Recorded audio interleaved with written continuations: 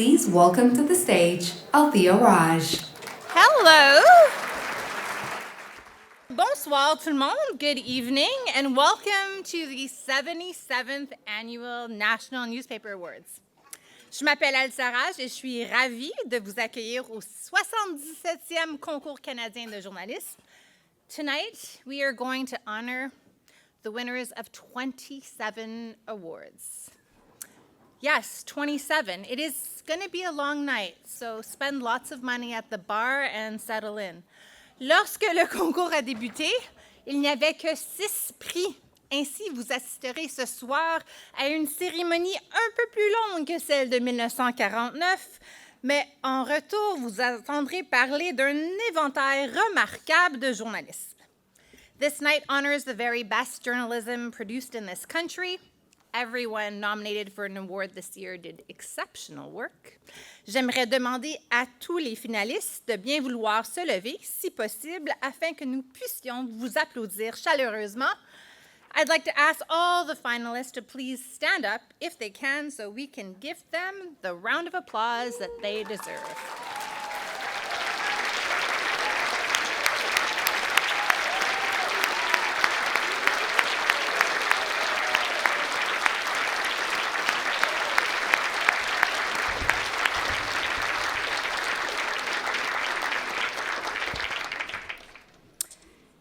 These awards could not be presented without the hard work and dedication of 85 judges and vetters who spent hours going through the entries to select our finalists.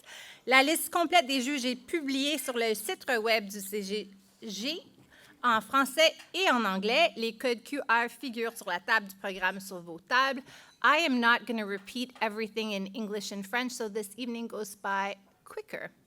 So if you do not speak French, please still try to listen. I'm telling you that the QR codes have the judges' names. Our judges here tonight, if you are here and if you can, please stand so we can give you a round of applause. À nos juges ici ce soir, veuillez vous lever si possible pour que nous puissions vous applaudir.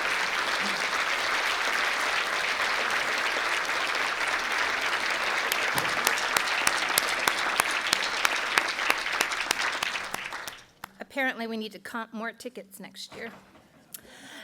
We'd like to thank the sponsors who made this evening possible. Nous tenons à remercier les commanditaires qui ont rendu cette soirée possible.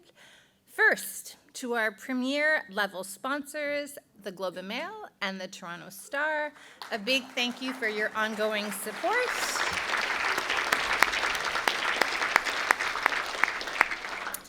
Merci à nos commanditaires soutenant le gala. Thank you to our supporting gala sponsors, la presse canadienne, the Canadian Press, Glacier Media, La Presse, Winnipeg Free Press, Vividata, and Scion.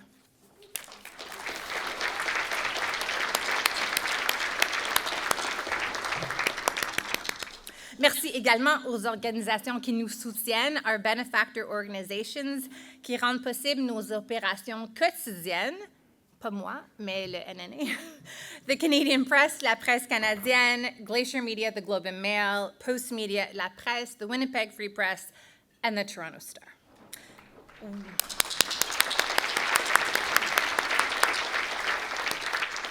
We'd also like to thank the sponsors of our awards, named after legends in the journalism industry. Vous verrez leurs histoires au fur et à mesure que les prix seront annoncés tout au long de l'événement. We'd like to recognize the family members and friends who are here tonight to present these awards: Claire Balfour, Lisa Balfour-Bowen, Robin Heinrich, Eric Morrison, Jamie Stevens, John Lashinger, and Chris Waddell.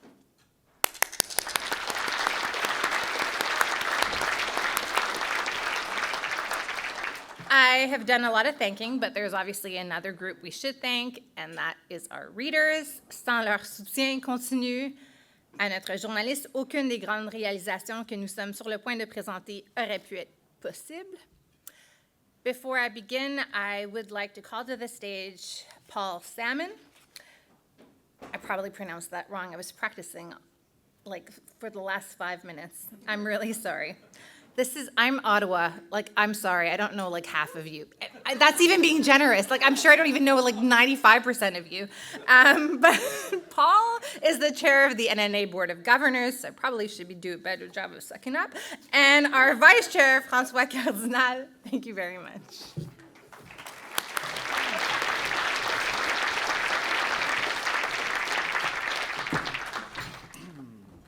Right, on behalf of the NNA Board of Governors, I want to thank all of you for joining us for this special evening. Look at this crowd. They actually listened to us and managed to get to the buffet tables in somewhat of an orderly fashion. So that was point one. Point two, this is the largest crowd we've had since the pandemic. So that's another headline. Bonsoir. Écoutez, je suis bien content d'être avec vous ce soir. Paul fait des blagues sur le buffet. Moi, je vais en faire sur le score. Alors, c'est 1-1. Et vous savez très bien que je ne parle pas des Blue Jays actuellement.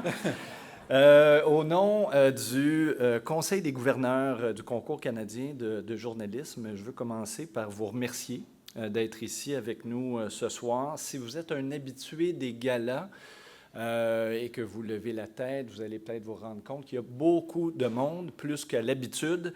C'est notre plus grand groupe depuis la COVID et je pense qu'on peut s'en réjouir. For 77 years, the NNAs have represented the very best in journalism in our country. That has never been as necessary as it is now, with ongoing threats to our industry and detractors bent on undermining the good work that we do. Our industry is facing headwinds in all directions: AI, fake news, news fatigue, and the financial challenges. Tonight, though, is a testament to our belief in this industry and the critical role that we play in our society. Depuis maintenant 77 ans quand même, le CCJ souligne ce qui se fait de mieux en journalisme au pays. En soi, évidemment, c'est une bonne nouvelle qu'on célèbre le journalisme de qualité. Dans un contexte, évidemment, on le sait bien, où les menaces sont nombreuses, la fragilité est encore là, on le sent. Et donc, cette soirée est un témoignage de notre foi en notre métier, bien sûr, mais aussi de la résilience de notre industrie et de notre rôle essentiel en tant que groupe dans la société. Now, the nominated works that we'll be highlighting this evening show the difference journalism can make in communities from coast to coast to coast, whether that comes from the smallest of newsrooms or the biggest, from a publisher with a long history or a new digital startup filling the gap. Tonight, for the first time, we'll be giving out an award for darkness. Or not. That was just for added dramatic impact. I didn't bring my reading glasses up, so I'm really just going to improv now because I can't read what's here. Apparently, we'll be giving out an award for innovation in journalism as opposed to lighting. All of us who work in newsrooms know firsthand how essential innovation is to maintaining and growing our audiences. We've all been evolving and innovating for years, and the interesting ways we're doing that in communities across this country are truly inspiring, and you're going to see more of that later this evening.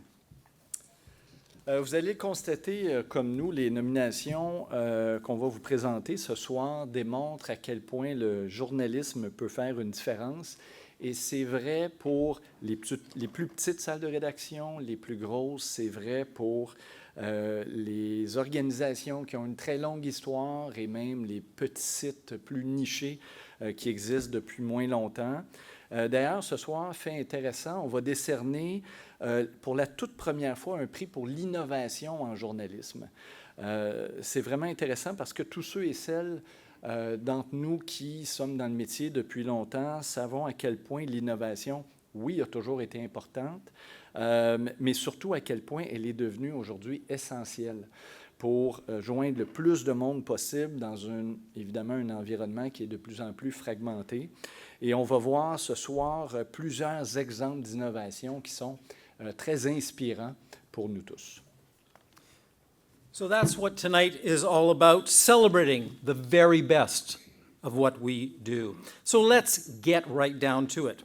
Now, we have a lot of awards to go through this evening, And each one means a lot to the finalists and their organizations. So please keep the conversations to a minimum out of respect for the finalists and their outstanding work. Comme Paul vient de le dire, c'est une petite demande pour vous tous de limiter le plus possible vos conversations pendant la soirée. On va vous permettre quelques secondes d'excitation à chaque fois que le Canadien score. Mais pour le reste, on va vous demander, parce qu'il y a beaucoup de prix à décerner ce soir, d'avoir le plus grand respect parce que ces prix, évidemment, représentent quelque chose d'important à la fois pour les organisations et pour les personnes en nomination. Et maintenant, je le dis en français et en anglais, place à la cérémonie avec notre tout premier prix.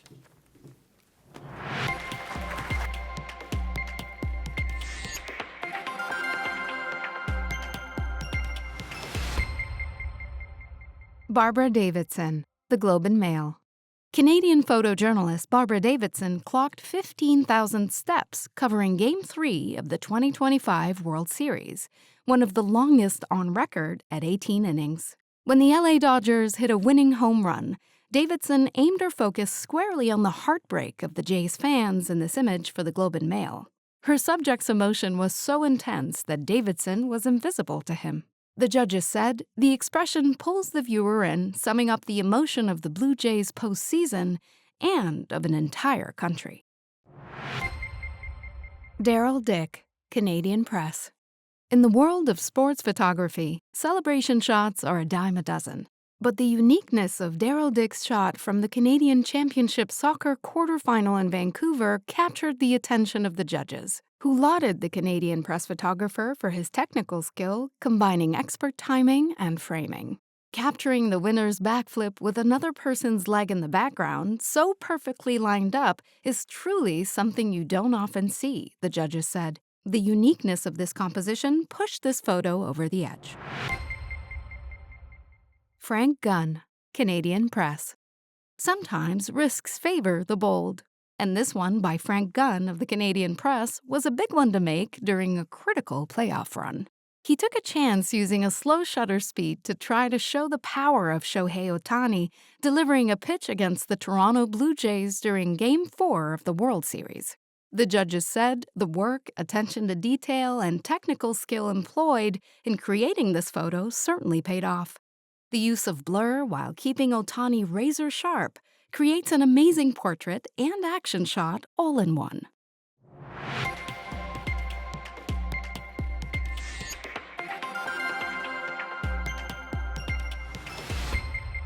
The award goes to le lauréat est Daryl Dick, the Canadian Press.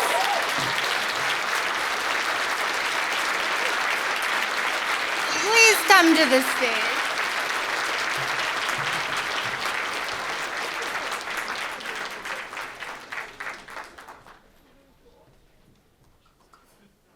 I'm sorry, we got rid of the stairs. You have to come this way. Oh, or not. That's all right. There you go, but the photographer probably doesn't want my picture. There you go.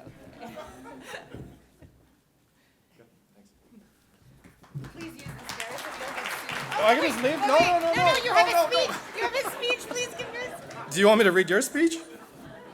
I won't say. Afraid of liability. It's all good. I won't say much about the photo itself. It speaks for itself. But big shout out to Barb and Frank, equally as deserving, and our photo desk at the Canadian Press that handles thousands of pictures that you all see every day, all year, and they do it with no recognition at all. So, thanks everybody.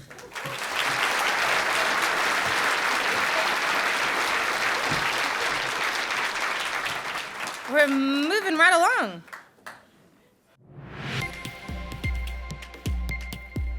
Le prix Bob Levin pour le reportage bref honore un véritable réviseur de rédaction. Bob Levin comprenait la puissance d'une histoire qu'on raconte, mais aussi la nuance du choix de chacun des mots. Réservé, attentif et avisé, Bob Levin était le genre de réviseur que tout journaliste souhaite.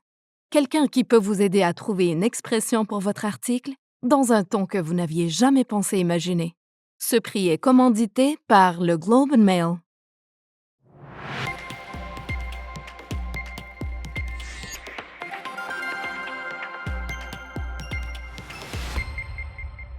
Simon Drouin, La Presse. Lorsque Pierre Folliat, le chroniqueur très apprécié de La Presse, est décédé à l'été 2025, les millions de lecteurs qui s'étaient précipités pour lire ses chroniques pendant plus de 40 ans ont été bouleversés et peinés. Le journaliste Simon Drouin, qui lui était resté proche, dresse un portrait intime de ce rédacteur, presque mythique, à l'intention de la multitude de lecteurs qui continuent de regretter sa voix unique. Le texte de Simon Drouin est un hommage qui tient tantôt de l'extrait d'un journal intime, tantôt d'une lettre d'amour que Folliat lirait dans l'au-delà. Selon les juges, le texte concis et percutant de Simon Drouin a su rassembler les lecteurs autour de leur amour pour Folliat et pour le journalisme qu'il incarnait. Mike Hager, The Globe and Mail. What happens when a product comes to define a decade only to eventually become shorthand for sleaze and kitsch? The Globe and Mail's Mike Hager explores this situation as he takes readers on an entertaining look at a colorful character who continues to sell waterbeds to the devoted. Paul Drysdale was 18 when he left his family farm near Georgian Bay in the late 70s to install and sell waterbeds in Toronto. Back then, he was selling 5 waterbeds a day. Nowadays, after winding down his bricks-and-mortar store, he still sells about 100 waterbeds a year through his webpage. The piece is a light-hearted look at the faithful who hang on long after the heyday is over. No Shen, Canadian Press. Tariffs were the economic story of 2025, but No Shen's short feature for the Canadian Press provided a novel twist. Though spot prawns have a devoted domestic following, most are exported, and Chinese tariffs were squeezing fishers and sellers. Shen balances sharp reporting, replete with data, with vivid characters. A Toronto actress craving a taste of home, Sparky the harbor seal prowling the dock, and a buyer dragging a bucket of prawns for his uncle. Shen lands on the perfect coda at the uncle's restaurant, where one of Canada's best Japanese chefs serve the catch. The prawns, Shen writes, were like kissing the sea.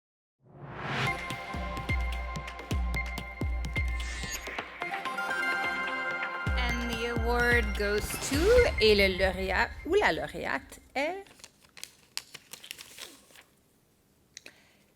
Simon Drouin, La Presse.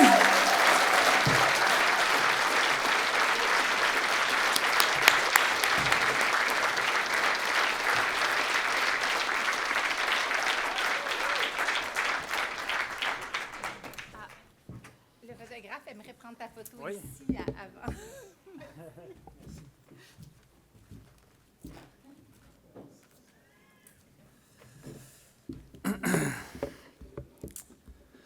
Bien, merci beaucoup. J'étais pas sûr que j'allais avoir à utiliser ce mot-là. First of all, I would like to congratulate my fellow nominees, No Shen and Mike Hager, who wrote magnificent pieces. Le 29 juillet 2025, à 15 heures précis, j'ai perdu un collègue, un mentor, un compagnon de route et surtout un ami. La presse, sa maison depuis plus de 50 ans, a perdu un phare, je dirais même, a perdu un guide, ou son guide. Puis plus important encore, ses lecteurs fidèles, qui ne l'avaient pas oublié, même 10 ans après sa retraite, ont perdu le chroniqueur qui avait égayé leur matin pendant des décennies, qui les avait fait réfléchir et qui les avait fait rire aussi. Un mot à la fois, parce que Pierre Folliat avait le sens des mots et connaissait leur valeur. Un prix pour un reportage bref sur sa mort, je pense que ça lui aurait plu, lui qui trouvait que j'écrivais toujours trop long.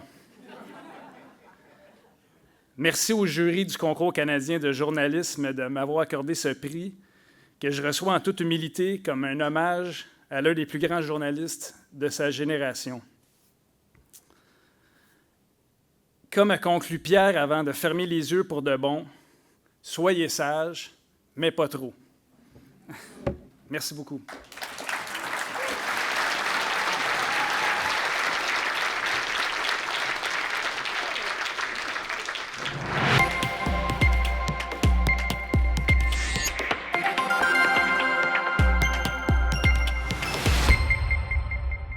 Jameson Burko, The Globe and Mail.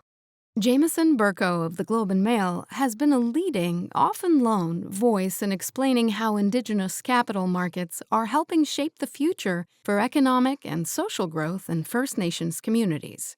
His coverage includes a story about the launch of North America's first Indigenous-labeled bond deal and a proposed solution to the federal government's bungled Indigenous procurement program. His reporting goes beyond simply exploring this emerging business sector to explain the significance of its outsized role in driving Canada's economic growth. Catherine Blaise-Baum and Alexandra Pisatsky, The Globe and Mail.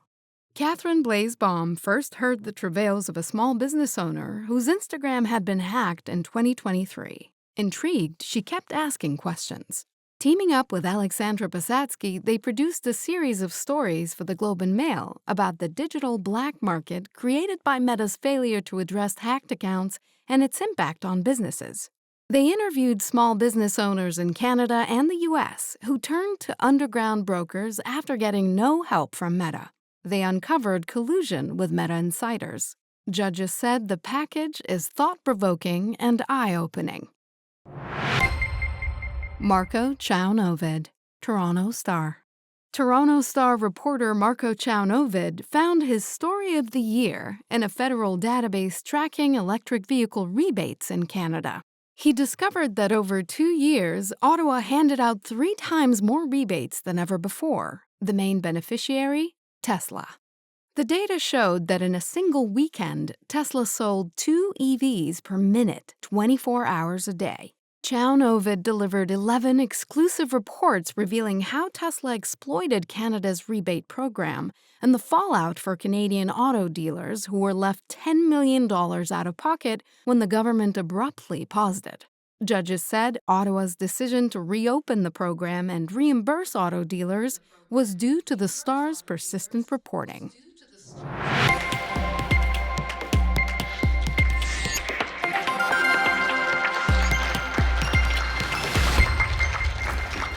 Et le lauréat est, and the award goes to Marco Chown-Ovid, the Toronto Star.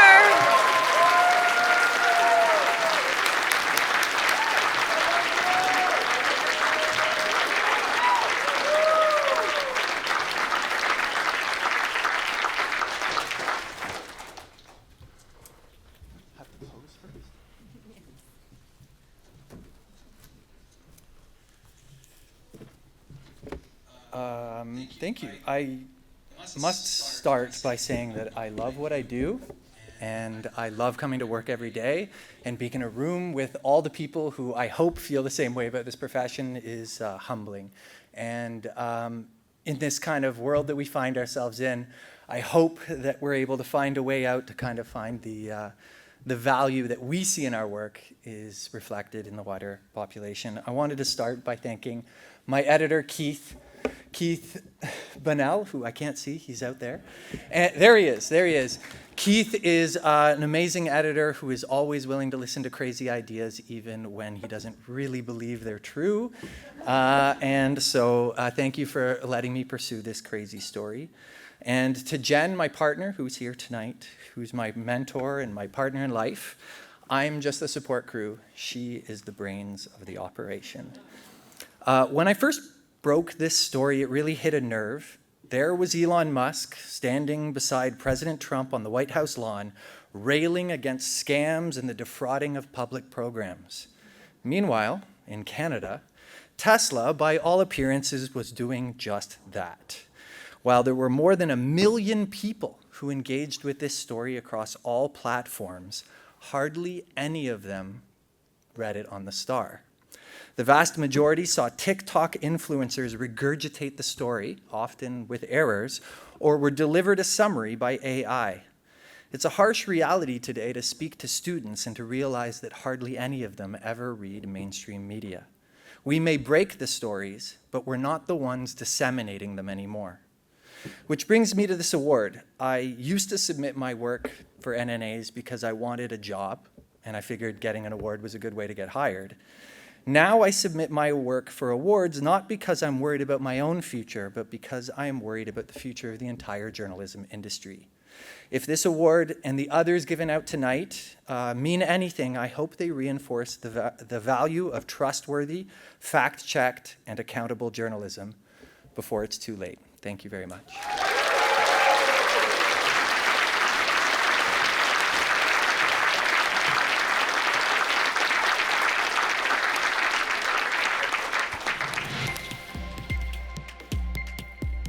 Le prix Claude Ryan pour l'éditorial rend hommage à un homme qui a eu une grande influence dans le monde du journalisme au Québec. Claude Ryan a été un directeur de grand renom du journal Le Devoir, avant de devenir leader du Parti libéral du Québec et, à ce titre, chef du camp du non lors du référendum de 1980 sur la souveraineté. Ce prix est commandité par Le Devoir.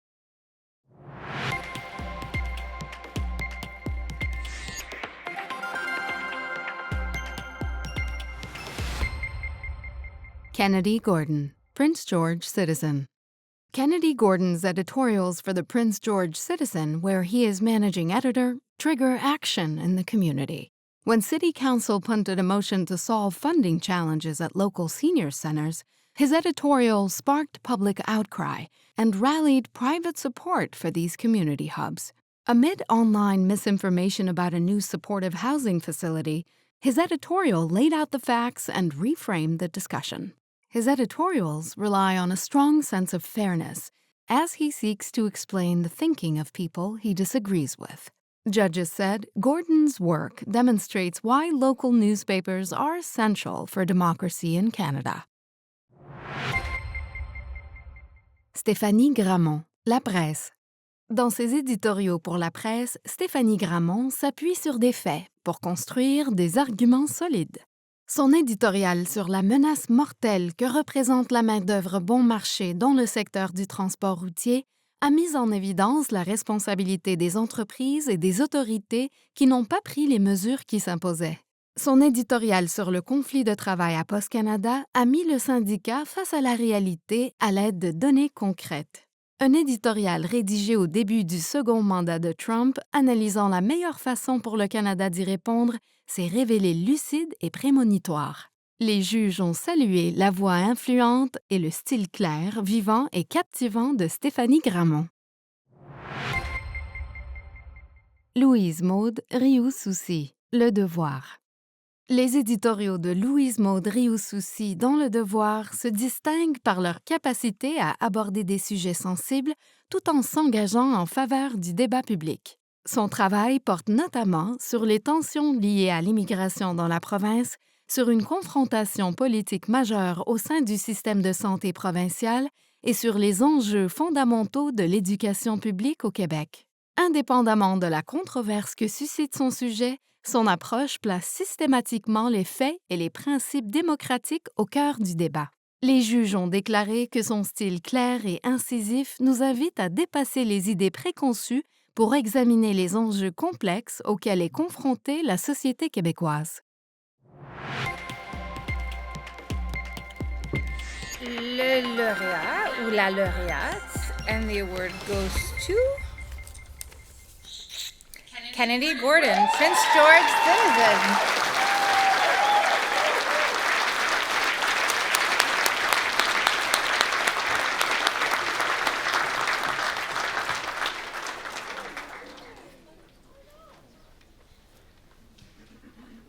You can keep clapping if you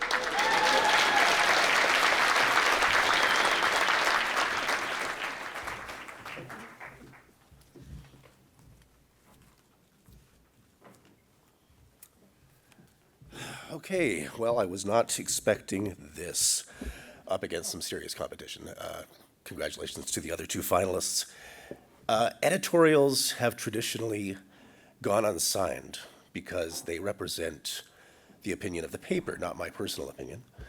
And in this case, that's very true. The Citizen, if you don't know the story, was about to be closed a couple of years ago, and two local business owners took it on. Hired me, and here we are. They're here with me tonight, Cameron Stoltz, Teresa Randall Stoltz.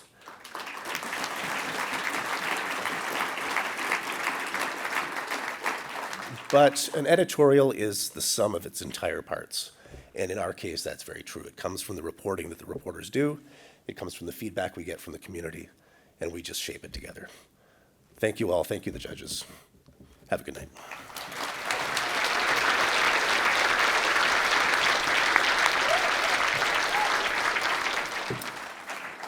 Our next award used to be called Editorial Cartooning. C'est la première fois que la catégorie a été élargie pour inclure le journaliste graphique à plusieurs panneaux et d'autres formes de journalisme graphique. Je vais être honnête, je ne savais pas c'était quoi, mais apparemment, vous le savez parce que vous l'avez consommé.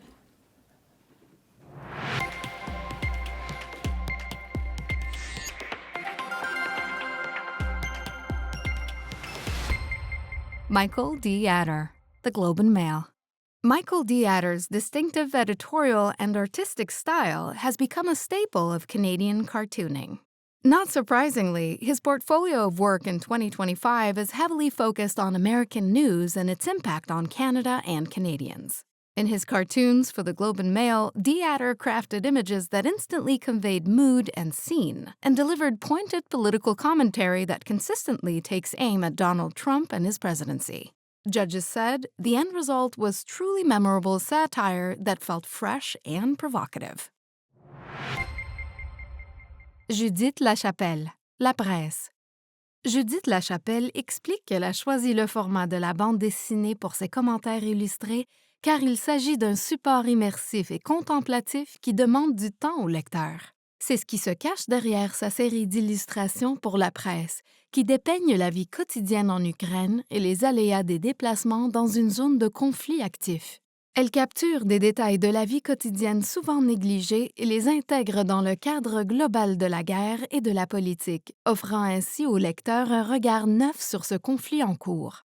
Les juges ont qualifié le reportage illustré de Judith Lachapelle d'unique en son genre pour la presse et pour le journalisme canadien.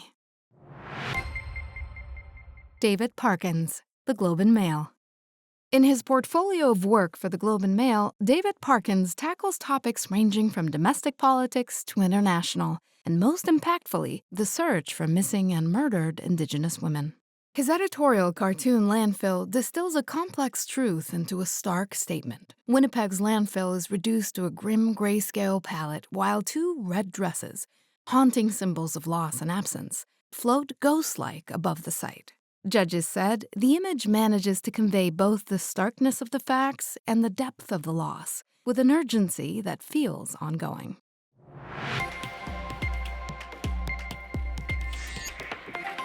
And the award goes to, et le lauréat ou la lauréate est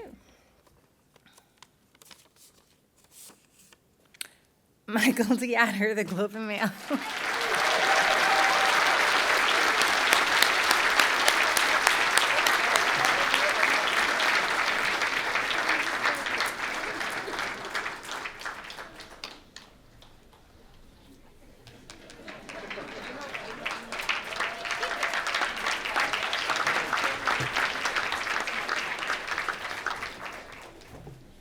Nice to see you too. Congratulations.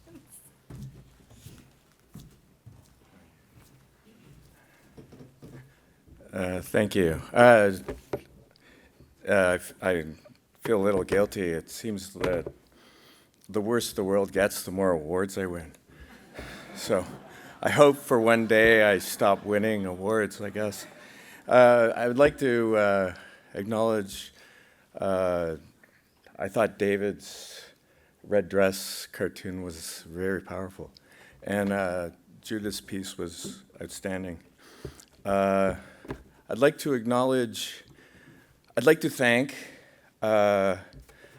Natasha Hassan and Mark Medley and Brian G. I wouldn't be working for the Globe and Mail if it wasn't for them and for also making their life sometimes hell. That's it. Thank you very much.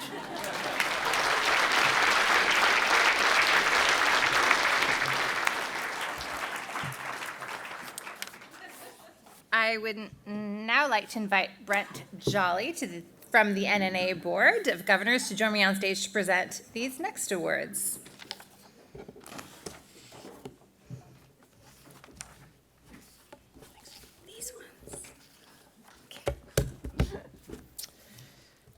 Good evening, everybody. Bonsoir à tous. I would have made Paul the joke earlier when the light went off that talk about Doug Ford's draconian passage of FOI legislation in Ontario. But nobody asked me, so I'll just leave that one hanging. This is, of course, the first year that we've had a local reporting award in 3 different categories for the small, medium, and large markets. Previously, the award was restricted only to small markets. The Board of Governors made this change to recognize the important work that newsrooms of all sizes were doing in local communities.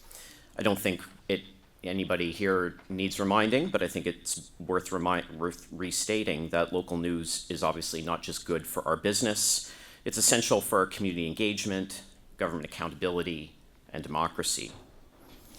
Cette année, c'est la première année, je voulais dire, que nous avons un prix reportage à caractère local dans 3 catégories pour les petits, moyens et grands marchés.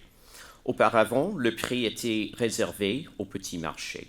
Le Conseil de gouverneurs a apporté ce changement pour reconnaître le travail important que les rédactions de toute taille font dans leur communauté locale. Les nouvelles locales ne sont pas seulement bonnes pour notre entreprise, elles sont essentielles pour l'engagement communautaire, la responsabilité gouvernementale et aussi la démocratie. And now, the video.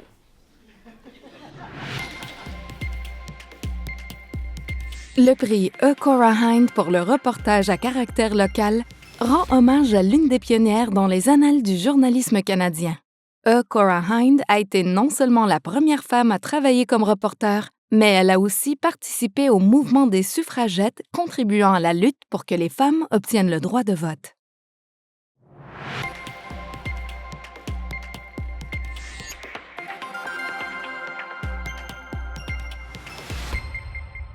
Jennifer Hamilton McCharles, North Bay Nugget. Despite having only 2 reporters, the North Bay Nugget broke the city's biggest scandal in years through dogged reporting and deep contacts. Jennifer Hamilton McCharles spent months working contacts and filing Freedom of Information requests, revealing the mayor had charged $16,000 worth of personal expenses to his municipal credit card, using taxpayers' money for hockey tickets, golf memberships, even dog food. The misuse of the credit card had been known inside City Hall for more than a year without any action. Judges said the work is a shining example of the vital importance of local journalists who earn the community's trust and do the difficult work of asking tough questions to uncover the truth. Jenny Lamotte, Sudbury.com. Jenny Lamotte's reporting on broken elevators and stranded seniors began as a boots-on-the-ground story for Sudbury.com and exposed a much bigger problem. One resident had to call an ambulance to get back into her apartment after grocery shopping because she couldn't climb 14 flights of stairs. The elevator worked when she left, but not when she returned. The other elevator had been inoperable for a year.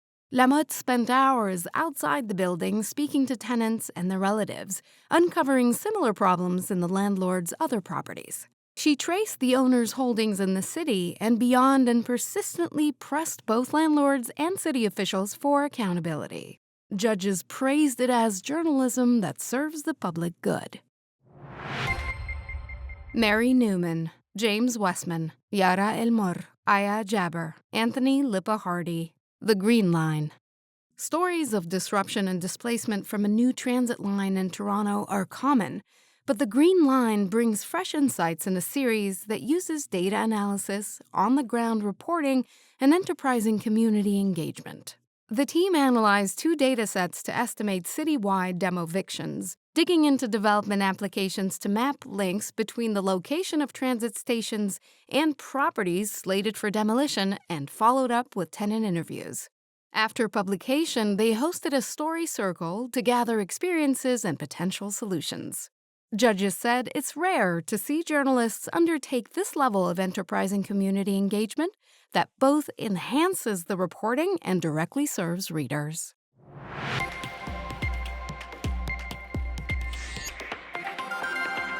Okay, the tension builds. And the award goes to le lauréat ou la lauréate est Jenny Lamotte, Sudbury.com.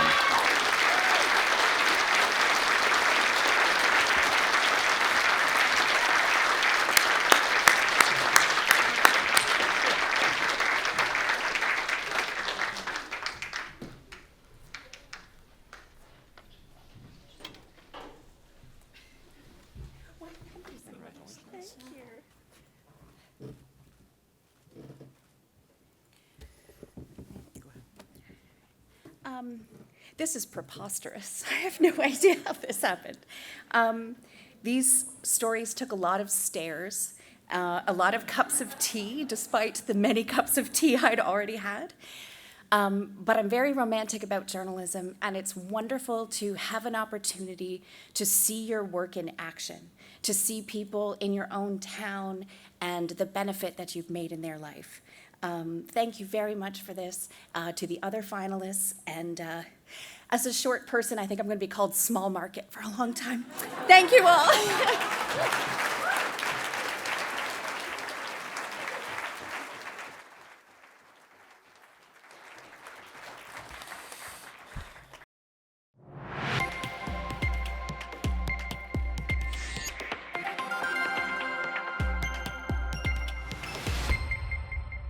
Lise Denis, le droit.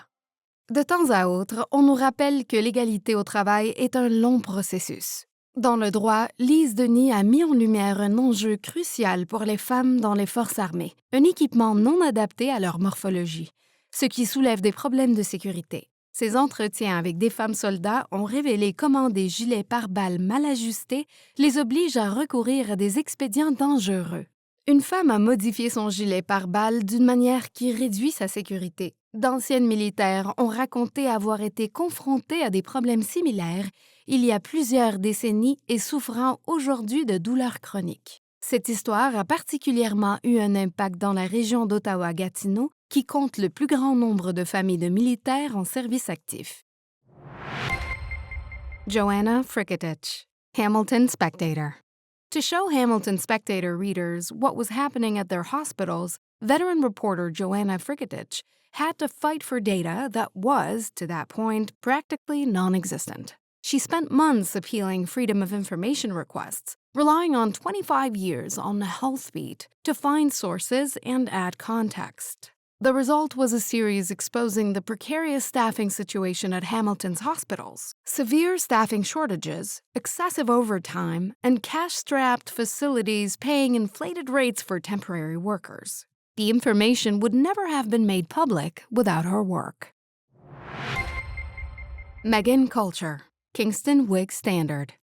The broader story behind the suicide of a prison guard at the Joyceville institution might have gone unnoticed, but for the diligence of Megan Culture of the Kingston Whig Standard. She uncovered a long history of bullying and harassment by fellow guards, which family believe contributed to the suicide.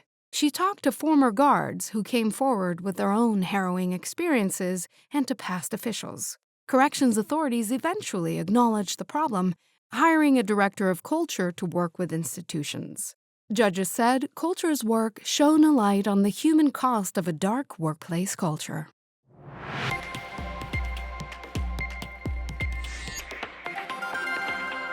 Okay, and this award goes to le lauréat ou la lauréate est Megan Culture from the Kingston Whig Standard.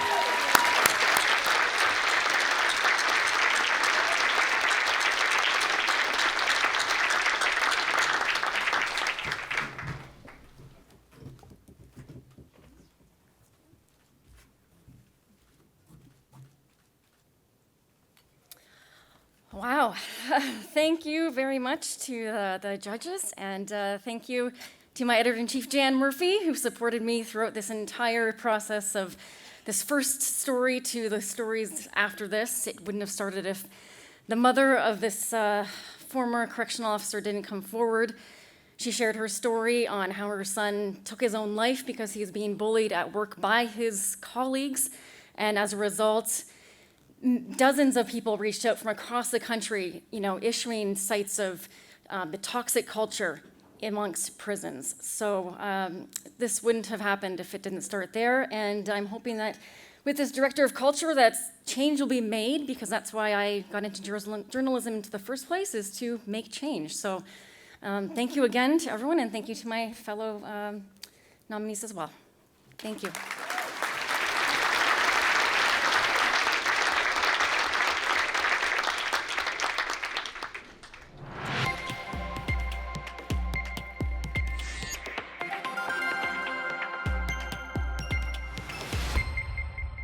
Francine Copen, Toronto Star. It is easy to forget Toronto is a port city, but Francine Copen's reporting for the Toronto Star examines the waterfront and harbor as the complex collection of residents, businesses, and government agencies that it is. Through her dogged reporting and hundreds of pages of documents obtained through Freedom of Information requests, she uncovered the unreported details of a ferry crash, a city department caught in damage control, as well as harbor deaths and their aftermath. The impact of her reporting was swift. The harbor benefits from new protocols and regulations, and the ferry service now sits with a different department for better oversight. Judges praised Copen for tenacious reporting that shone the spotlight on what is really going on in the harbor. Omar Mosley, David Ryder, Toronto Star. While the issues around safe consumption sites have been widely reported in cities across Canada, ongoing reporting by Omar Mosley and David Ryder in the Toronto Star brings new meaning to the conversation. Whether writing about the struggle survivors face and the long roads to recovery, the safety concerns of people in the neighborhoods, or the complex intersection of the justice system, mental health, and housing, Omar Mosley and David Ryder never lose focus of the center of it all. People. Their conscientious coverage provides a roadmap for what happens when you close consumption sites. Judges said the reporters raised the journalism bar on what it really means to include all voices in an issue that has no clear answers. Team Vancouver Sun, the province. When a driver plowed into a crowd at the Lapu Lapu Day Festival, the Vancouver Sun and the province mobilized immediately. Reporters across the newsroom delivered comprehensive around-the-clock coverage, but the exceptional journalism came in the weeks and months that followed, as the team continued to pursue every angle of the attack and its aftermath.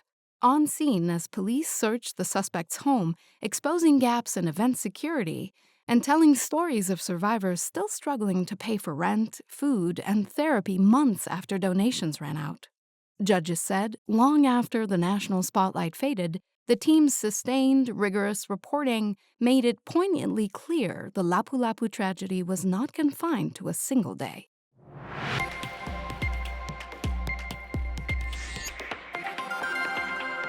And the award for the E. Cora Hind Award for Local Reporting in the Large Market goes to les lauréats, dans ce cas-ci, sont l'équipe de Vancouver Sun et Province.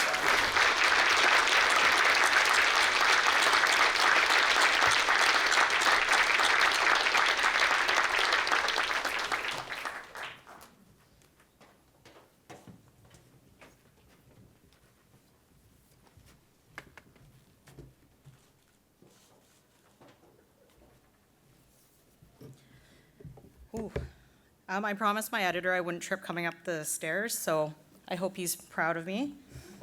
Want to thank the NNA judges and the organizers for this award. It's an honor to accept this on behalf of the entire Vancouver Sun and Province newsroom. As journalists, our job is sometimes to report on the worst day in someone's life. And it's not easy, it never is, but it's important. I'm proud of our team for the reporting that they did, and we are very grateful to the survivors and the families of the victims who were willing to share their stories with us, and who still continue to do so because we're still reporting on it. So this Sunday is actually the 1-year anniversary of the Lapu Lapu Day tragedy, and I think a lot of us in this room have reported stories that stay with you for days, weeks, months, and even years, very difficult stories. So I hope you'll allow me a very quick PSA. Reporters, if a story starts to feel heavy, please seek support. If you are an editor and you're in a position in your newsroom to advocate for it, please advocate for mental health resources. This is not an easy industry, and there are sometimes stories that really push you to your limit, and so I think it's really important that we just continue to look out for each other and to try and improve mental health support for media across the country. So thank you so much.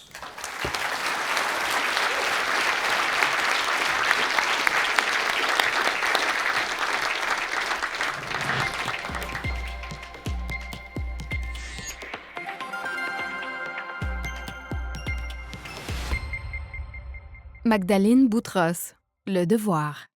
Magdalene Boutros s'est rendue à Nuuk, au Groenland, afin d'aider les lecteurs du Devoir à mieux comprendre cette région, qui entretient de nombreux liens avec le Canada et qui s'est soudainement retrouvée au cœur de la géopolitique mondiale. Compte tenu des mouvements séparatistes au Québec et en Alberta et des inquiétudes généralisées concernant la fonte de l'Arctique, son reportage a examiné le point de vue des Groenlandais sur l'indépendance, l'exploitation des ressources naturelles et leurs liens avec les Inuits du Canada. Les juges ont déclaré que l'actualité de cet article explicatif était à la fois pertinente et essentielle, dans un contexte géopolitique où l'idée de souveraineté est remise en cause. Lindsay Jones, Patrick White, The Globe and Mail. Globe and Mail reporters Lindsay Jones and Patrick White dug into what seemed to be an isolated class action lawsuit in Newfoundland and uncovered a startling national public health issue for communities across Canada. Using government data, they tracked where fire retardant, forever chemicals, seeped into drinking water and connected with communities directly to find out how many households relied on government-funded bottled water because of tap water contamination. Their coverage distilled the highly complex science, history, and risks of these toxic chemicals, seamlessly integrated with compelling personal narratives. Judges described this piece as the epitome of exceptional explanatory journalism. Marcia McLeod, Winnipeg Free Press. Winnipeg Free Press reporter Marcia McLeod took an underreported issue and a highly complicated section of Canada's Indian Act and turned it into a clear, comprehensive guide to the history, controversy, and confusion surrounding how the federal government determines eligibility for First Nations status. McLeod spent months searching the Library of Parliament, Statistics Canada, and Indigenous Services to help explain the second-generation cutoff to readers. The piece included an interactive tool to determine eligibility and a how-to guide for status designation reviews, prompting judges to declare the work an outstanding public service. And our next award for explanatory work goes to, et le lauréat ou la lauréate est Lindsay Jones and Patrick White of the Globe and Mail.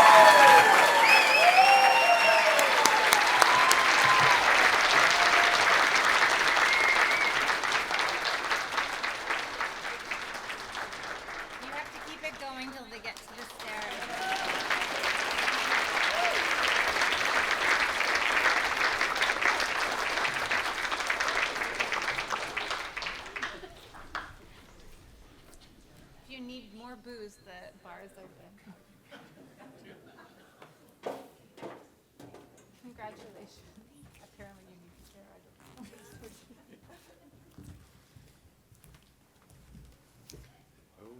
I don't know. You can have your own photo if you want your own photo. No, that's our. Okay. No. You just no. We figured that out. Okay. Thank you. Thank you, judges of the National Newspaper Awards. This is such an honor. Patrick and I worked on this story for many months at the Globe and Mail, and we're so happy and privileged to have the amount of time we had to work on it and to see it finally out there in the universe. Patrick, do you want to add anything here? Our editors, our wonderful editors, Mark Ipe and Wendy Cox were, they helped bring this to life, and Evan Arnett, he did tremendous work with the digital build. Come on, Patrick. Thank you very much for this, and thank you to Wendy and Mark, who were very patient with this story. And thank you to Lindsay, who is, so many, well, I'm going to wax poetic now. But, in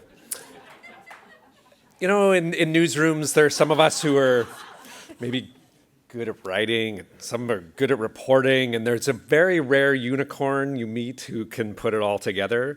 And, I'd read Lindsay's work for so long, both in magazines and at the Globe, and it was just such a pleasure to actually get to work with one of those unicorns who you realize is not just a fantastic writer, that's the public thing that you see, but working with somebody like Lindsay, you get to see behind the scenes of how dogged they are and how organized they are and how they can kick your ass into gear when you're not sending in those FOI requests fast enough.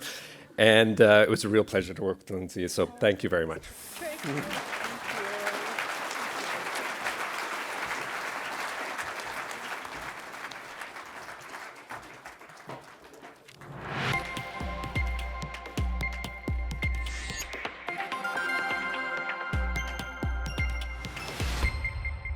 Marie-France Coallier, Le Devoir. Sur cette photo prise lors d'une foire agricole en Estrie, la photographe du Devoir, Marie-France Coallier, a immortalisé un moment en apparence simple, celui d'une petite fille s'occupant de la vache de sa famille. La juxtaposition entre cet animal imposant et la petite fille produit un impact visuel immédiat. Une scène intime en face-à-face qui reflète le lien discret entre les gens, les animaux et la vie rurale. Les juges ont déclaré la photographe a su saisir un instant magnifiquement lumineux dans un environnement difficile et l'a transformé en une superbe photo documentaire. Megan Hancock, The Globe and Mail. Megan Hancock's backstage photo from Nova Scotia's King's Theatre exudes color and youthful purpose. On assignment for the Globe and Mail's Underexposed series, she made multiple visits to the beloved community venue in Annapolis Royal, ensuring she could remain unobtrusive backstage, working in low lighting and crammed spaces during performances. Judges noted the subtle moments and interactions between the children, which add warmth and authenticity to the image, calling it a brilliant slice-of-life frame that reflects a keen eye and perfect timing. Richard Lawtons, Toronto Star. Richard Lawtons used this feature photo for the Toronto Star to tell the story of the summer. While the city sweltered through an oppressive heat wave, the photographer captured a delightful reminder of how people cope with the heat. The pure joy and exuberance of a child dashing through a fountain lifts the spirit. The judges said it is a well-executed photograph that delivers both a story and a smile, capturing a fun, perfectly timed moment that reflects a universal summer experience.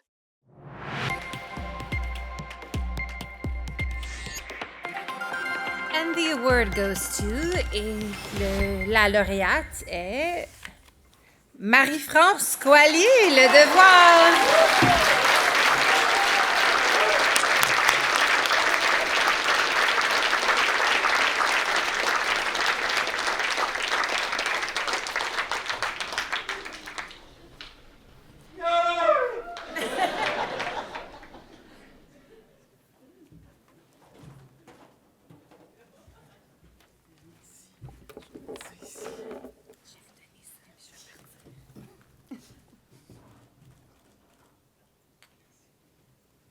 Oh wow.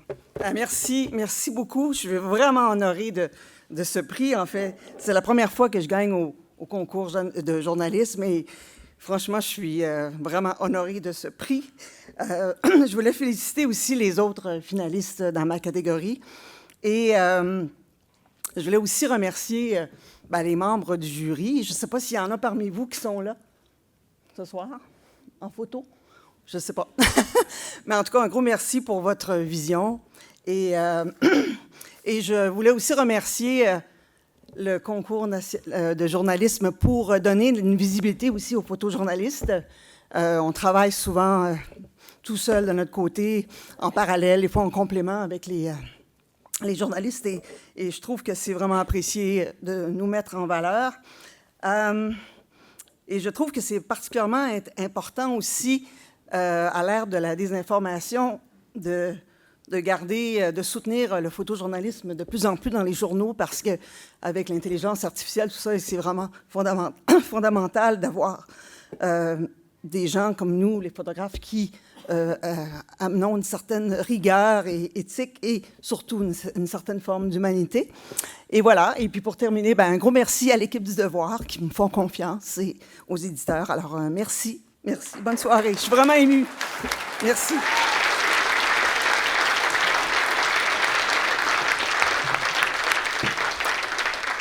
To present the next award, I'd like to welcome to the stage Claire Balfour and Lisa Balfour Bowen, the great-grandchildren of William Southam. Toutes deux ont travaillé comme journalistes pendant leur carrière.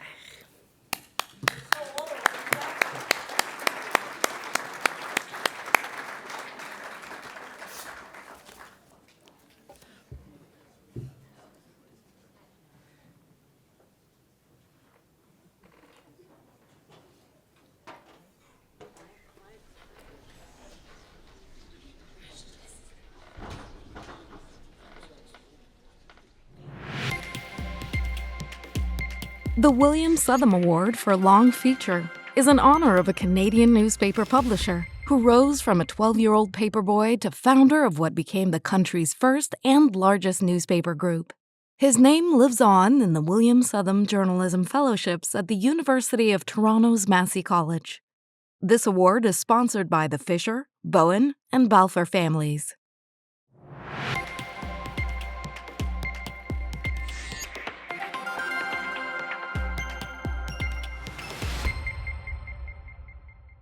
Isabelle Haché, La Presse. Après avoir lu le reportage captivant d'Isabelle Haché sur les escroqueries en ligne, vous y réfléchirez 2 fois lorsque votre téléphone vibrera avec un message du type « Bonjour, c'est Jane. On n'était pas censé parler affaires plus tard dans la journée? » La journaliste de La Presse met en lumière une forme clandestine d'esclavage moderne, avec des salles remplies d'ordinateurs et des profits tirés de fraudes numériques sophistiquées. Lors d'un voyage aux Philippines, elle a découvert que des hommes et des femmes étaient contraints de frauder des inconnus, formés pour soutirer subtilement les données de cartes de crédit dans le cadre de ce que les opérateurs appellent le pig butchering. Les juges ont déclaré que cet article était un véritable chef-d'œuvre de journalisme de terrain classique. Marcia McLeod, Winnipeg Free Press. The family of Connor Ray first contacted Winnipeg Free Press reporter Marcia McLeod just months after their 18-year-old was fatally shot by RCMP in Portage la Prairie. It would be nearly 2 years before they were ready to speak. The result, Why Did Connor Ray Have to Die, is a clear-eyed investigative feature built on extensive interviews. McLeod rigorously tests the official narrative and the findings of Manitoba's Police Oversight Agency, asking what led an officer to kill the teen and why no one was held accountable. Judges said McLeod tells the story with sensitivity and precision, leaving readers with lasting memories of Connor Ray and those who grieve him. Shannon Proudfoot, The Globe and Mail. Shannon Proudfoot starts her nuanced portrait of Mark Carney by saying, there are a few different ways you could think about the political situation Mark Carney is in. She guides readers through these perspectives while painting a multi-dimensional picture of the man, originally expected to land in the political wilderness, who seized the moment to become Prime Minister. Drawing on extensive research and interviews with families, friends, and colleagues, Proudfoot brings depth and flair to the piece. Judges said political profiles can risk the mundane and obvious, but Proudfoot's clear, evocative language and excellent analysis create a vivid and accessible portrait of Canada's 24th Prime Minister.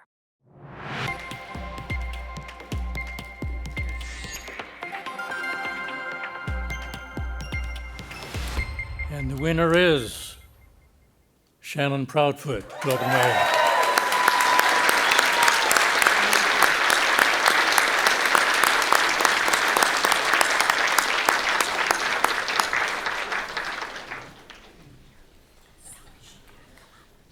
She could not be with us tonight, so someone else obviously is picking up her award.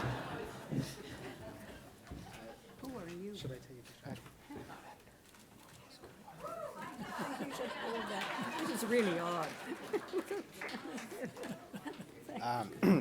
Shannon is on vacation with her family out of the country, and I'm her editor. I was the editor on this feature.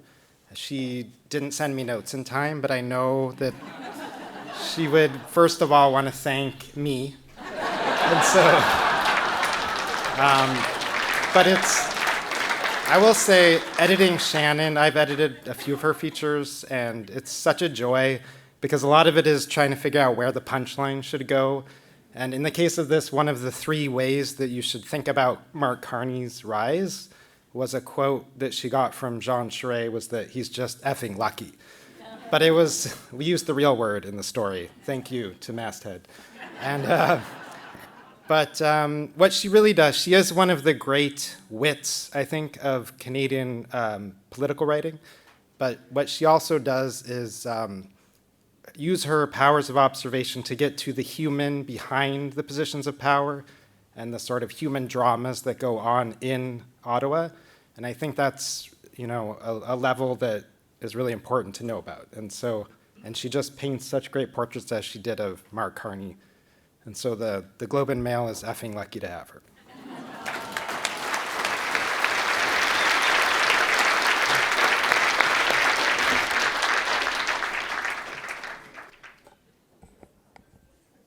Longtime Ottawa citizen photographer Bruno Schlumberger died last month. Schlumberger avait remporté 6 prix du Concours canadien de journalisme et avait été finaliste à 3 reprises, soit le plus grand nombre qu'un photographe canadien ait jamais reçu. We would like to take a moment to remember Bruno and other photojournalists we've lost in the past year and note their remarkable contributions to Canada.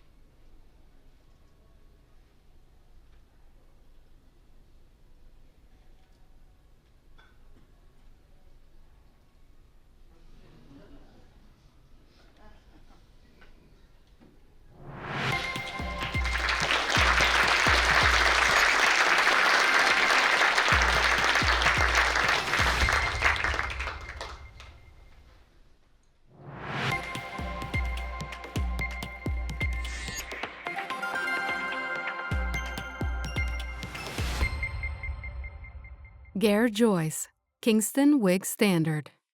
When Don Cherry signed off his podcast and retreated from public life at the age of 91, Gare Joyce of the Kingston Whig Standard turned to Cherry's hometown to examine his complicated legacy. Moving past the bluster, Joyce uncovers fresh, compelling details about the man, a showman and bullying blowhard on camera for decades, now a vulnerable recluse on Wolfe Island, struggling with age and shifting culture. Cherry's impact on hockey looms large, but this account neither lionizes nor sympathizes. It is a study of him, the consequences of his views put in context. Judges praise the pieces as well-crafted, with vivid scenes that build momentum to draw the reader deep into Cherry's past and psyche. Ariane Lacourcière and Olivier Jean, La Presse. Quelles leçons les organisations sportives et les parents québécois pourraient-ils tirer des Norvégiens? La reporter Ariane Lacourcière et le photographe Olivier Jean de La Presse se sont rendus en Norvège pour découvrir le secret qui permet à ce pays d'avoir l'un des taux les plus élevés au monde de médaillés olympiques par habitant et l'une des populations les plus actives.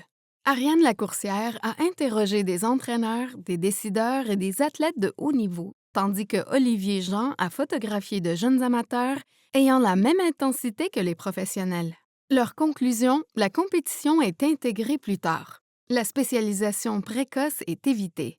Le temps de jeu est le même pour tous les membres de l'équipe, quel que soit leur talent. Le secret de la recette du succès des Norvégiens, le bonheur. Les juges ont salué cette série, la qualifiant d'œuvre aboutie et ambitieuse qui démontre la capacité du journalisme à susciter des débats nationaux courageux et indispensables. Jana G. Pruden, The Globe and Mail. Through deeply human storytelling, Globe and Mail reporter Jana G. Pruden examines resilience, courage, and identity through the lives of 3 professional athletes.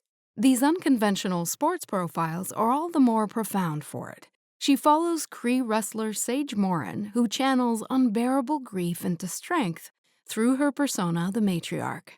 She chronicles Maven Moorer's late-in-life gender transition, tracing her path from celebrated CFL player to fully realized self. And she explores shifting perceptions of hockey icon Wayne Gretzky and what it reveals about our expectations of athletes we admire.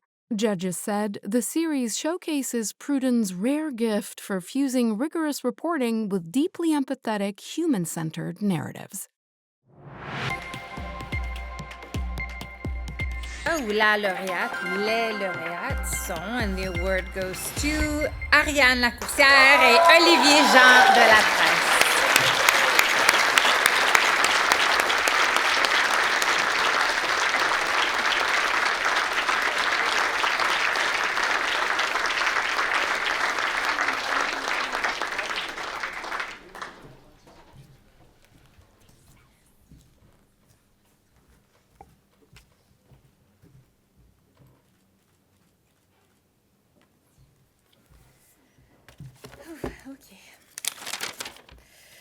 Thank you to the judges and congrats to the other nominees.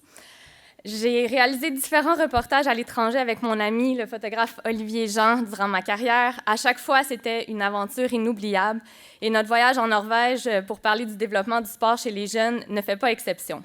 Malheureusement, ce reportage en Norvège fut mon dernier avec Olivier. Il nous a quittés l'automne dernier. Le vide qu'il laisse dans la salle de rédaction de La Presse est immense. Je me surprends parfois encore à chercher son rire, son petit pas pressé ou sa casquette noire croche sur sa tête dans la salle de rédaction. Olivier, c'était le meilleur partenaire de reportage dont un journaliste pouvait rêver. Il était investi dans ses sujets.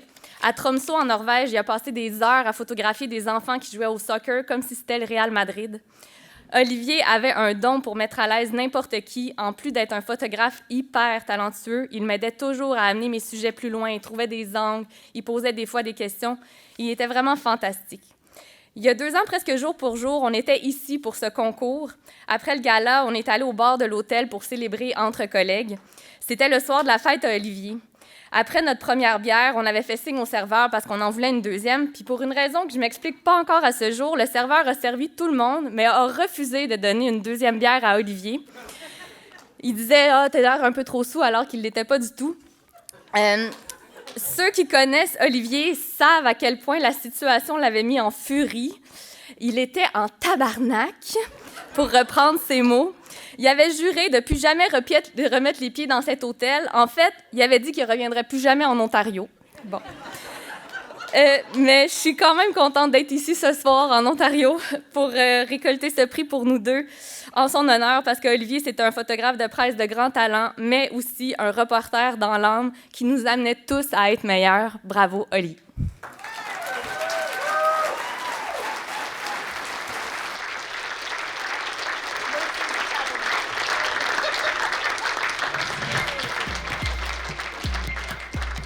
Le prix Norman Webster pour le reportage international rend hommage à un homme qui a eu une carrière influente remarquable au Globe and Mail. On se souvient plus particulièrement de Norman Webster pour sa couverture de la diplomatie du ping-pong au début des années 1970, quand les relations ont commencé à s'ouvrir entre la Chine et l'Occident. Ce prix est commandité par la famille Webster.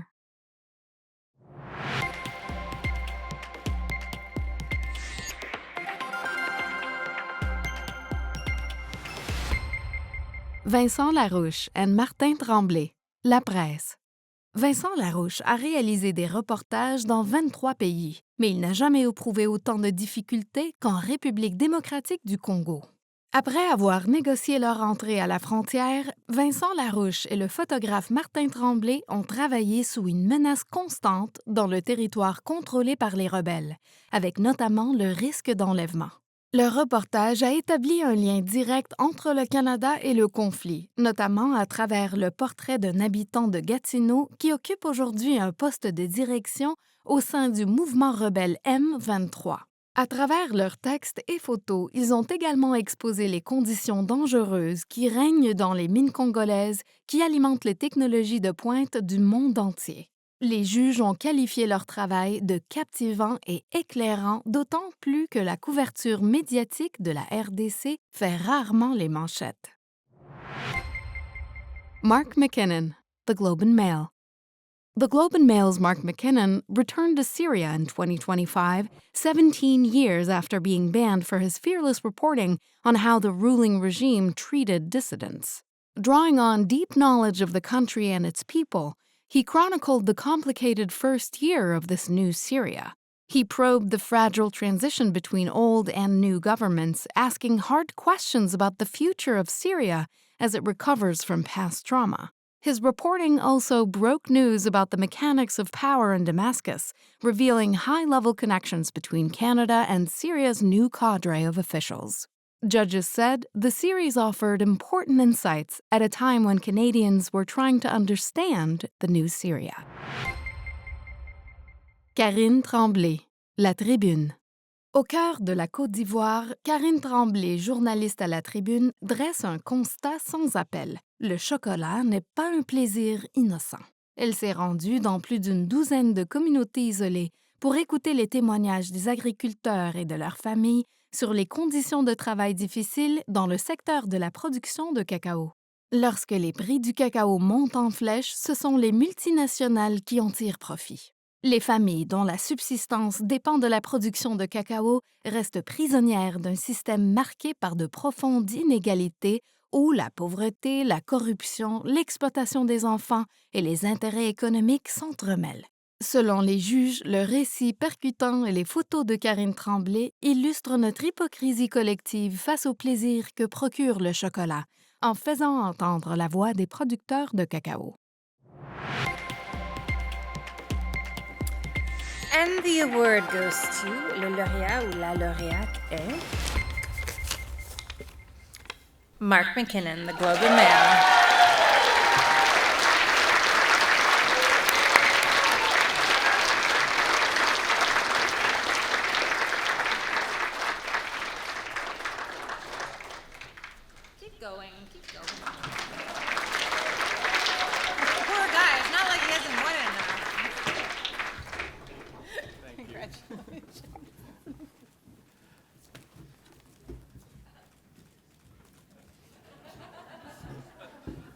Donc, merci pour ça et félicitations à mes collègues pour leur travail.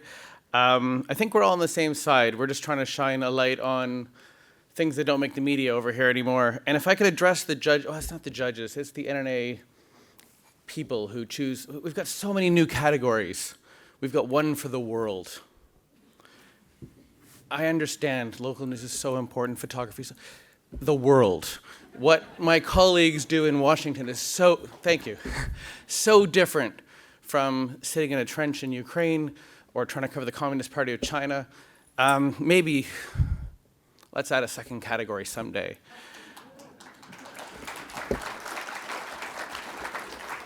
In terms of thank yous, I'll just go with the people who are here, which is my editors who are really crucial to this project, Hamida Ghafour, Angela Murphy, Alessandria Masi, who's not here. They all were really helpful. But they said, don't just go on with the thank yous, tell an anecdote.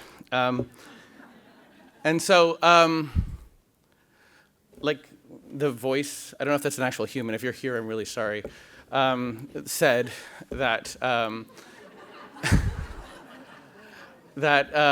was banned from Syria for 17 years, and it was just so thrilling to go back. And I had this amazing moment where I got to stand on the statue of Hafez al-Assad, the father of Bashar. It had been like sort of toppled and plummeted into the ground. Sorry. Half buried, half of its face was buried. And I stood on that statue, and the world is depressing. Things are going badly. But standing on that statue, I'm going to sound like a Hamilton lyric here. Regimes crumble, statues fall. How does it go after this?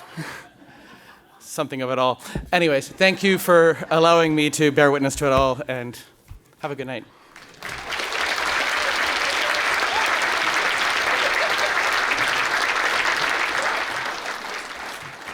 Maybe along with the extra journalism category, we could have more funding of foreign affairs. Okay, on to the next award. That wasn't in my script. I'd like to welcome to the stage Eric Morrison, un journaliste chevronné qui, en tant que président de la presse canadienne, a travaillé en étroite collaboration avec Stuart Robertson. That means Eric Morrison, please come to the stage. Thank you.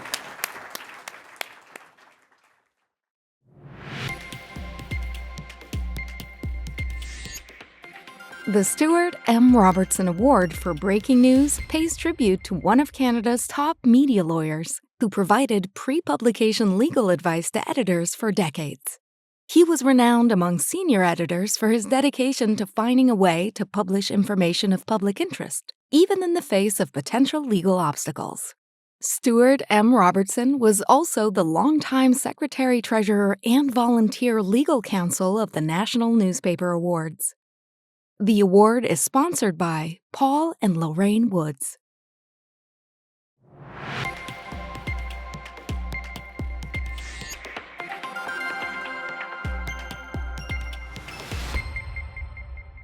The Canadian Press. Breaking news coverage is all about quickly gathering details and providing accurate information to audiences. Next-level coverage adds layers of compassion, humanity, and context. The Canadian Press team covering the Lapu-Lapu Festival tragedy in Vancouver set out to combat the abundant misinformation from the chaotic scene with a stream of reliable, compelling information. In multimedia coverage that continued around the clock, the team focused on accuracy and speedy delivery alongside a deep respect for the victims. Judges praised the team for the swiftness of response and sustained commitment to offering clarity and compassion. Daniel Renaud, Maïssa Ferrat, Vincent Larouche, La Presse. Les liens étroits que l'équipe de la presse entretenait avec le milieu criminel et la police de Montréal ont porté fruit lorsque la nouvelle a éclaté que la GRC avait arrêté Atna Tupac Ona, présumé assassin d'un informateur du FBI en Colombie. Les journalistes Daniel Renaud, Maïssa Ferrat et Vincent Larouche ont apporté de nouvelles informations et mis en lumière des liens entre ce Montréalais et une autre figure majeure de l'actualité canadienne, Ryan Wedding, présumé baron de la drogue. En un temps record, le trio a produit des reportages d'une rare précision sur l'assassinat en Colombie et retracé l'ascension d'Ona dans le milieu criminel montréalais ainsi que l'empire de la cocaïne de Wedding. Leur travail était rapide, original et déterminant. The Winnipeg Free Press. The crime scene of the mass stabbing was distant and isolated, with no cell coverage and witnesses reluctant to talk to reporters. Undeterred, the Winnipeg Free Press team set out to provide a sensitive account of the death of a young Hollow Water woman by her brother, who stabbed 7 others before dying in a car crash. Their reporting weaved in layers of context: community distrust, historical violence, unreliable access to emergency services. Under challenging circumstances, the team pulled together comprehensive and compassionate coverage that took in the failings of the judicial system as well as the fears and sorrow of a community.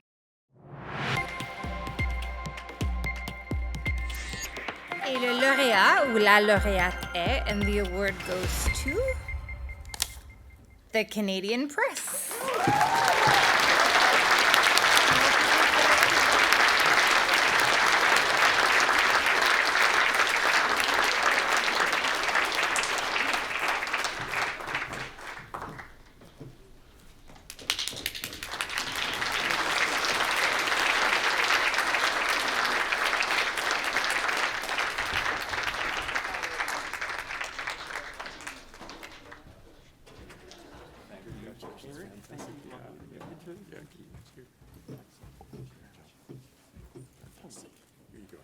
Thank you. Okay, you go, guys.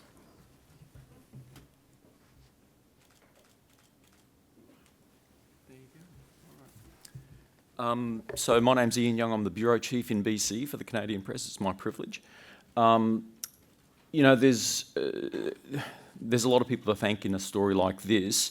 I think first and foremost we need to thank the survivors and the families of the victims of the Lapu-Lapu tragedy. Stephanie noted that it was a week ago this week. I can't believe that.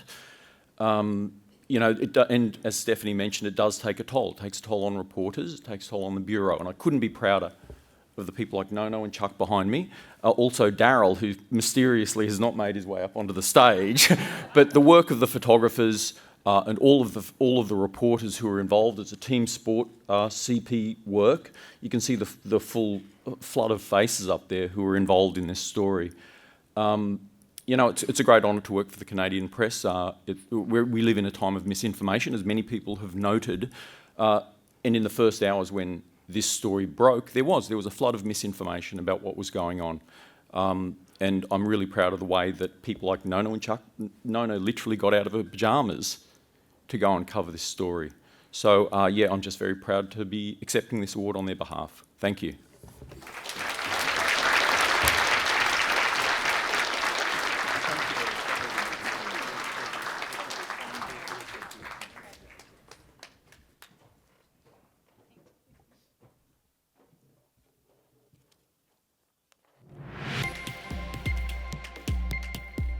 Le prix Marianne Chad Carey pour la chronique rend hommage à une éditrice de journal du 19e siècle qui a joué un rôle de pionnière. Née aux États-Unis et élevée par des parents noirs libérés qui ont été très actifs pour l'abolition de l'esclavage, Marianne Chad Carey s'est établie dans le sud-ouest ontarien au début des années 1850. Elle y a fondé le Provincial Freeman, un journal de combat pour l'abolition de l'esclavage et la libération complète des personnes ayant été réduites à l'esclavage. La devise du journal était « L'autonomie est la véritable voie vers l'indépendance ».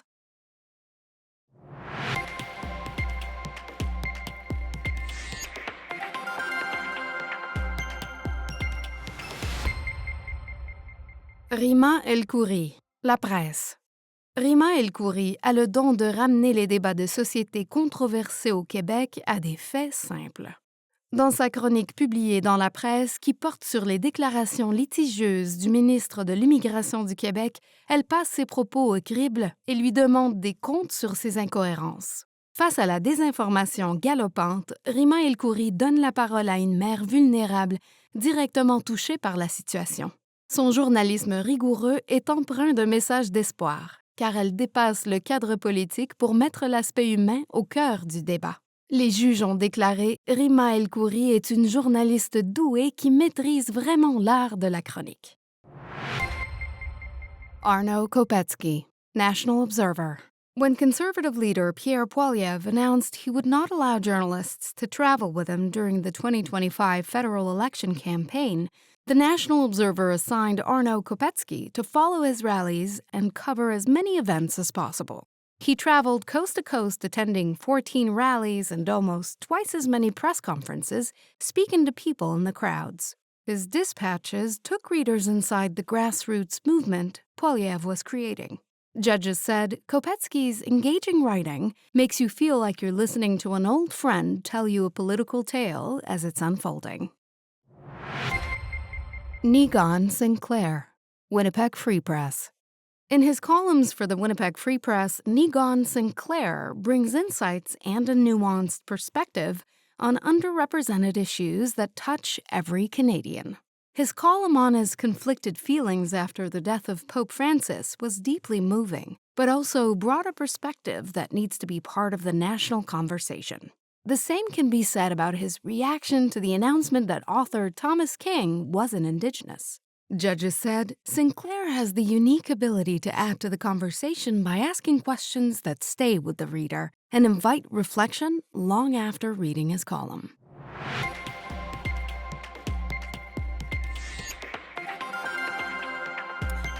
Le lauréat ou la lauréate est, and the award goes to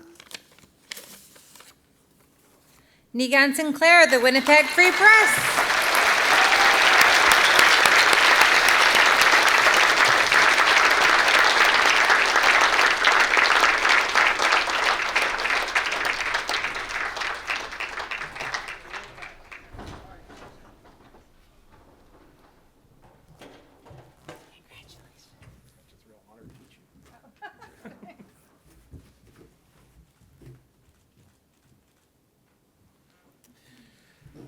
So, bonjour. Inidwe Magaduk, Nigon Webedum, Nadish Nakas, Namagoshin, Dodem, Nimenwenda Momayayan.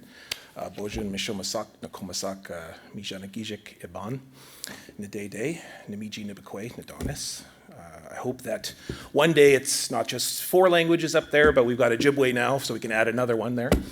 It's very nice to be here. And it's been a real honor to be a part of the industry. I never had a plan or had an intention to ever be a columnist. In fact, this was not an industry that, frankly, I trusted. And as a young Indigenous person growing up, I often saw our people, my relatives, people who looked like me, as always on the most wanted list, always those who are mired in tragedy, and I never actually ever saw what my father used to say is our heroes. We never saw that. But I'm very honored to now not just be a person who was picked out of the, I was organizing marches for Tina Fontaine and for Colton Bushy, and an editor named Paul Samin decided to give this guy a shot who was writing mostly press releases for our traffic slowdowns and our marches and our gatherings. And I'm very honored that Paul chose me and fostered me and has mentored me to do this. And not only am I very proud to work for Paul, but I'm proud to work for a newsroom that every single day publishes not stories just of tragedy and of conflict, but national profile stories that talk about arguably one of the most important and underrepresented issues in this country, which is our relationships with Indigenous peoples and communities. My father, who passed away in 2024, his name was Murray Sinclair. And he deeply believed in your industry. He loved very much the work that you are doing. And most of all, he dedicated, alongside the rest of the Truth and Reconciliation Commission, 2 of the calls to action for media, 84 and 85, which he asked upon all of you to pick up your game, to engage, and most importantly, to become competent, because misinformation, as I've written, as my newspaper writes, leads directly to women in landfills. This is not an issue of wokeism. This is not an issue of DEI. This is an issue about life and death for our most marginalized people within this country. And I hope that you know that one of the great things now, I'm very proud to say, is that I work for a newspaper. I fight for this industry, and also I help our people to understand that the competency, the awareness, and the fluency doesn't just come from our newsroom. It also comes from newspapers all across the country. And that I hope that as you foster that trust, as you build that trust with our people, you can build a new chapter, and a new chapter that will bring beauty and kindness and generosity, but at the same time, hard-hitting awareness and accountability that helps our people to become part of the national conversation. I say a big miigwech, and thank you very much for all of your time and for all of your dedication. And I want to just acknowledge one very special person in the room, my daughter, who's right there, who...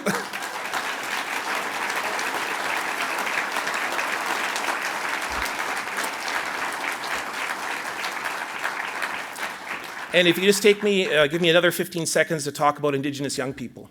Indigenous young people are the fastest growing part of this country, and therefore you have an obligation to understand that as our young people enter into industries such as this, but all across the country, that they will need engagement, they will need understanding, and most of all, they would need your commitment to understand what they are doing. My daughter said to me one time, she said, "Daddy, what would it be like if I became a musician?"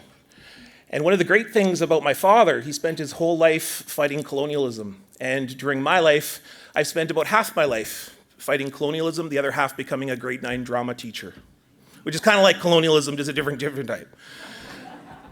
And then entering into this job and now becoming a professor as well. And my daughter said to me one day, she said, what would an orchestra of all Indigenous players look like? And I said, I don't know. She said, what would we play? She said, Daddy, if we indigenized hip-hop, we can indigenize anything. And I'm proud to say that she's now at the University of Ottawa studying flute and is part of the orchestra in that place.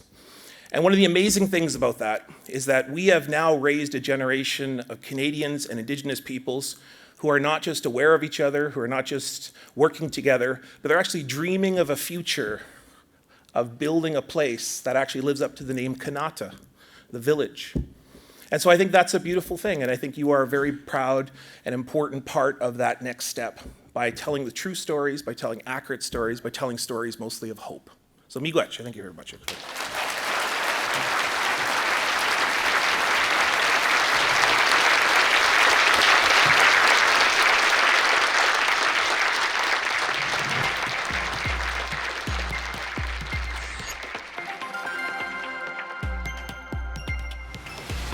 Daryl Dick, Canadian Press.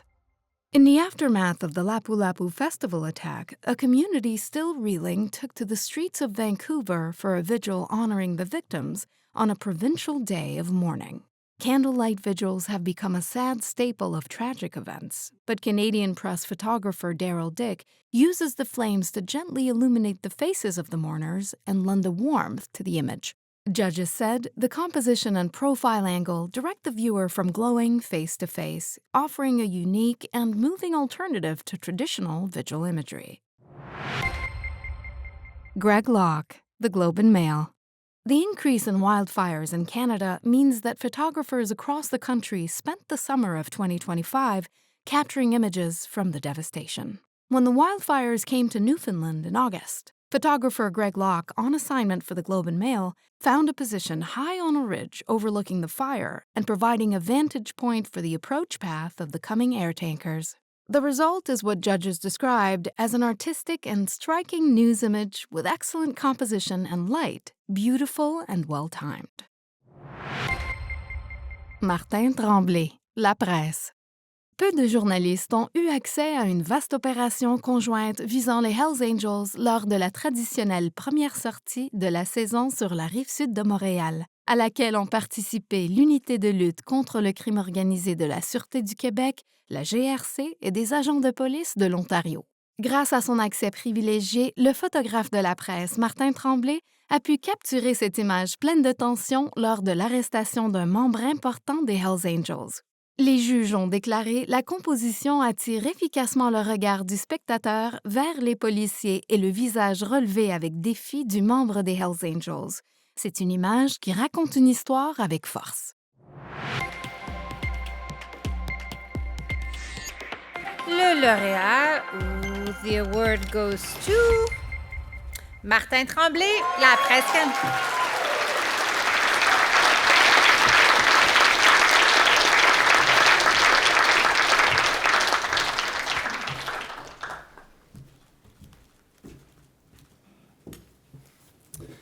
Bravo aux deux autres photographes. Qui a dit que le crime ne payait pas? Je pensais jamais gagner un prix, un NNA avec une photo de Hells Angels. J'aimerais vraiment remercier un des meilleurs journalistes aux affaires criminelles au pays, Daniel Renaud, qui m'a permis d'avoir accès à ça. J'aimerais remercier aussi Blockchain Tattoo pour m'avoir aussi offert certains portraits et un accès encore plus privilégié aux Hells Angels. C'est une blague, naturellement.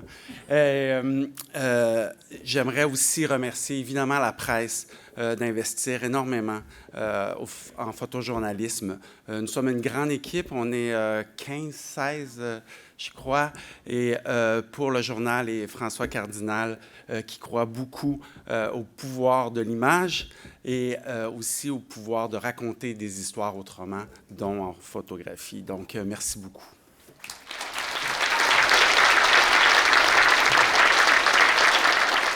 If you missed that, he said that La Presse has 15 or 16 photojournalists as part of their team.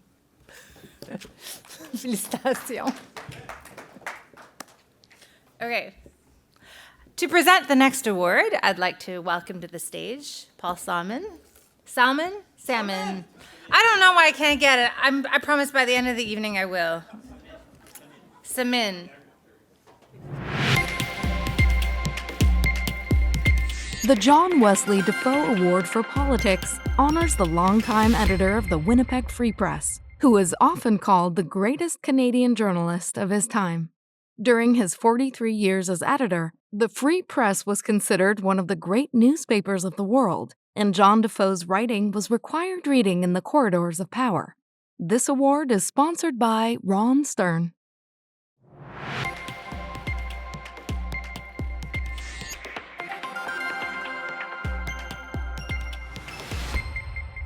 Katia Gagnon, Ulysse Bergeron, Hugo Jonca et Vincent Larrain.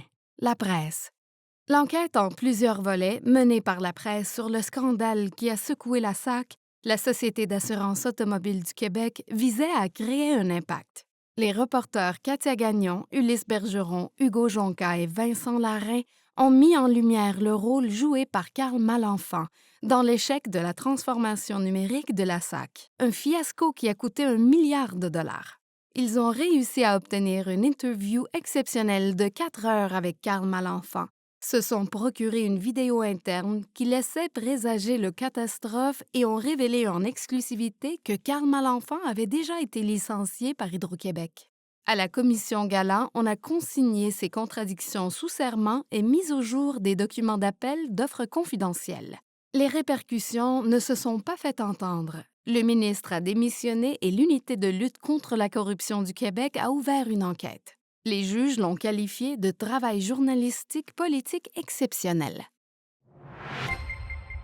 Jessica Smith-Cross, Charlie Pinkerton, Jack Howen, The Trillium.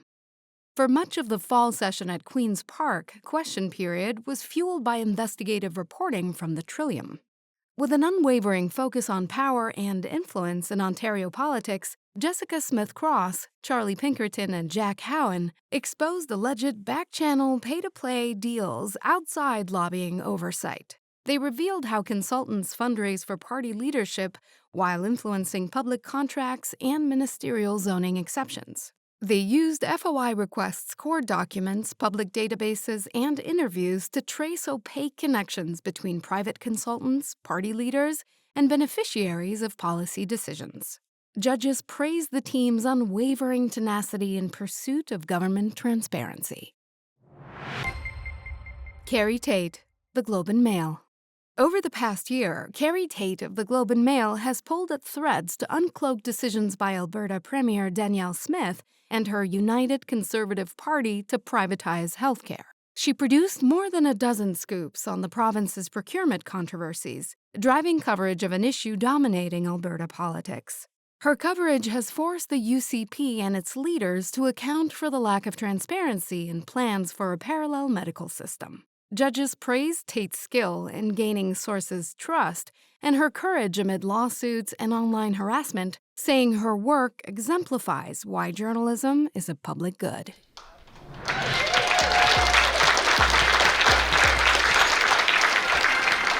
I just want to note that I think it's a wonderful thing that my surname has provided some entertainment. Hey, I didn't ask you to say my name. If I may, we've heard a lot about the importance of trust and accountability this evening, and I think that's so essential in this category, in these polarized times where it's so fraught, the coverage. I mention that in part because joining us this evening are the staff and members of the National News Media Council, sitting over here, and I think Sophie's over here. A key part of that trust and accountability infrastructure essential to our industry, and I just want to thank them for being here this evening to join in the celebrations with us. And on. And the winner of the John Wesley Defoe Award for Politics from the Globe and Mail, Carrie Tate.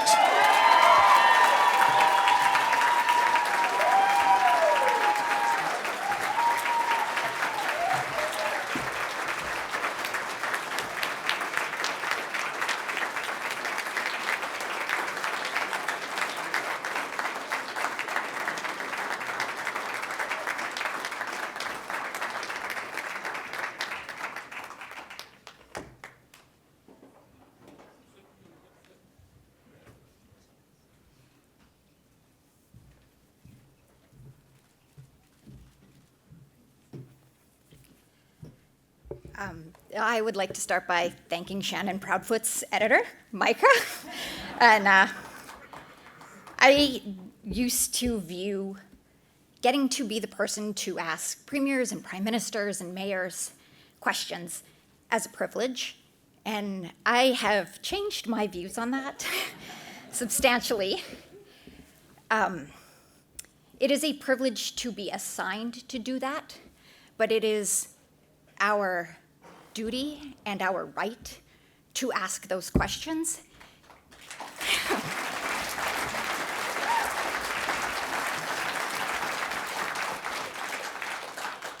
And to ask 3 questions when they tell us we can only have 2. And that is why I think the sources have trusted us, because when they say, what happens when the government gets upset, we can legitimately say, and I can say, I don't care, and neither does my boss, who has been exceptionally supportive. And so thank you to the Globe for putting up with it. We've conceded a lot of stories because people won't talk to us. But I think in the long run, because we've shown that we don't care what the government thinks of us, more people have told us their stories. So thank you, and thank you to the judges.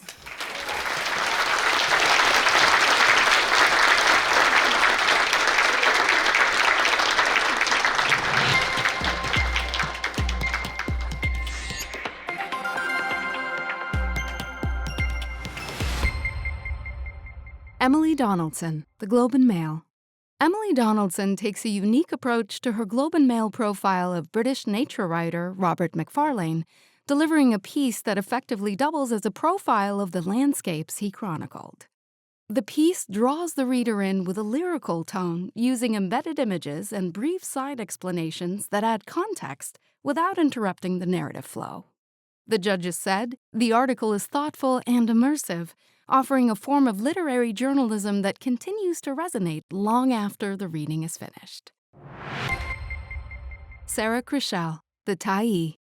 In her essays for The Tyee, Sarah Krischel consistently treats pop culture as a lens through which to better understand the cultural moments we are all living through. Whether it's the escapist necessity of reality TV or nostalgia for AI slop in the era of inconspicuous AI, Krischel deftly shifts from the personal to a broader cultural and societal critique. The judges said these entries from The Tyee demonstrate art's reporting at its most incisive. Ben Waldman, The Winnipeg Free Press. Ben Waldman of the Winnipeg Free Press dives deep into the story of Captain Canuck, who disappeared from comic book racks for years and was resurrected at the precise moment Canadians needed him most. Using exhaustive research and writing in a relaxed and unassuming style, he reveals the secret life of creator Richard Comely and his muscular, persistently human creation. Judges described the piece as a highly readable profile, with Waldman's sympathetic storytelling reinforcing the importance of a uniquely Canadian perspective.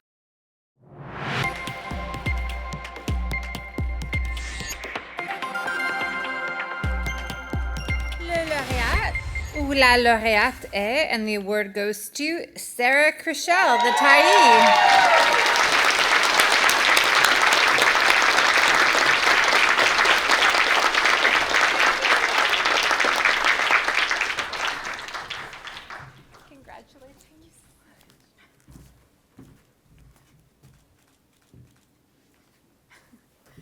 Hi.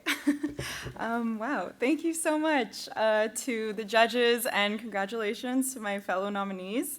Yeah, it's really just such an honor to be listed next to all of your talented and skilled names. I want to thank my editor, Jackie Wong, who always makes me feel like my ideas deserve to be explored. This was the first NNA nomination for the Tyee, and the first award, I guess, and also for other independent media in the house right now. Shout out to my indie media table over there. I got my start, like many of us, at an independent publication called The Eye Opener. Maybe you know it. It's at the Toronto Metropolitan University. And, you know, as I hopped from section to section, one thing that remained steadfast for me was my passion for independent publishing. At a time when, you know, big tech and AI and disinformation threaten our rights and safety, and it feels like our future, I continue to turn to indie media to better understand myself and the world around me, and always with the goal of trying to live more within my values. I may be biased, but to me, all the work that the arts journalists in this room do is an inevitable force for change. So thank you so much.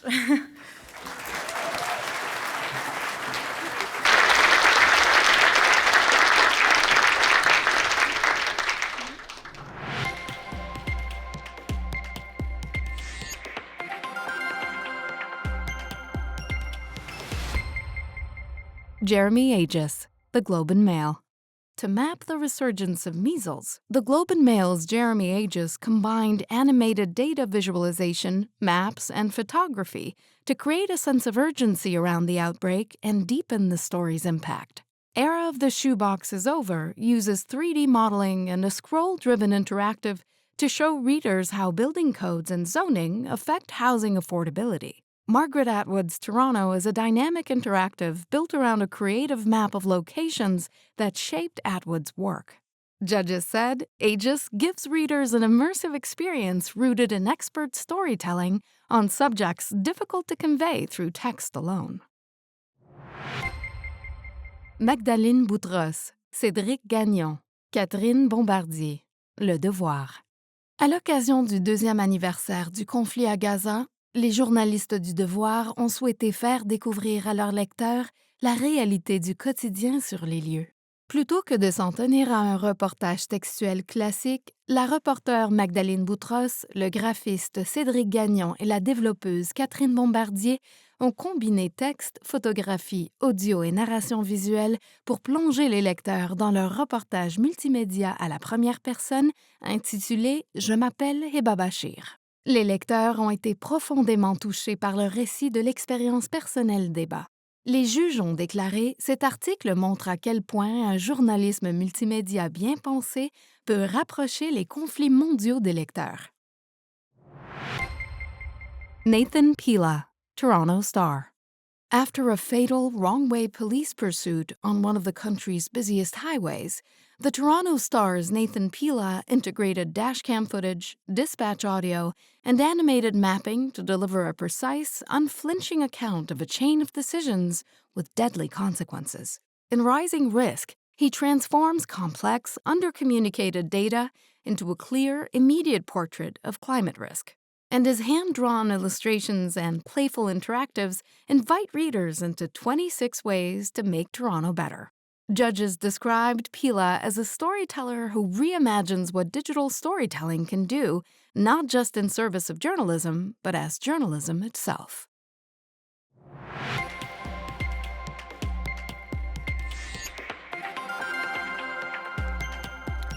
And the award goes to, et le lauréat, la lauréate ou les lauréates sont Nathan Pilla, the Toronto Star.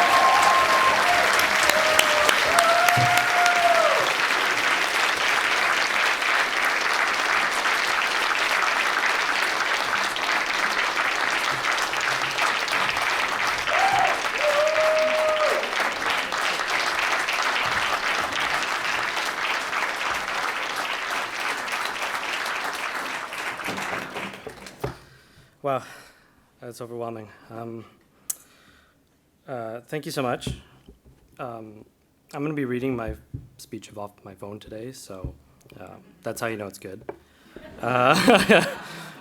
First of all, I'd like to thank the judges. The very fact that I'm up here today means that my bribe was well received. No, but seriously, thank you so much. This is an honor. I'll keep the rest brief. But I'd like to thank Kate and Jen and Alex, who did all the hard work for these stories. Keith, who masterfully guided things along. Nicole and Grant, who both do something, I'm sure. And most importantly, my beautiful girlfriend, who supports me endlessly. I also want to thank everyone I work with at the Star. You're truly the kindest, most supportive, hardworkingest people I've ever met. And I wouldn't be anything without you. Thank you.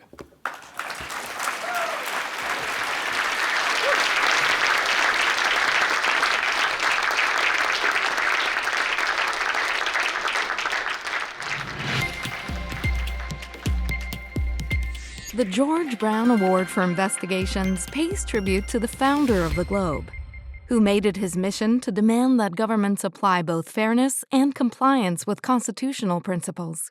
George Brown's Globe of the 1800s set out accusations of corruption and double-dealing, and backed them up with hard evidence. This award honoring investigative journalism that afflicts the comfortable is sponsored by the Globe and Mail.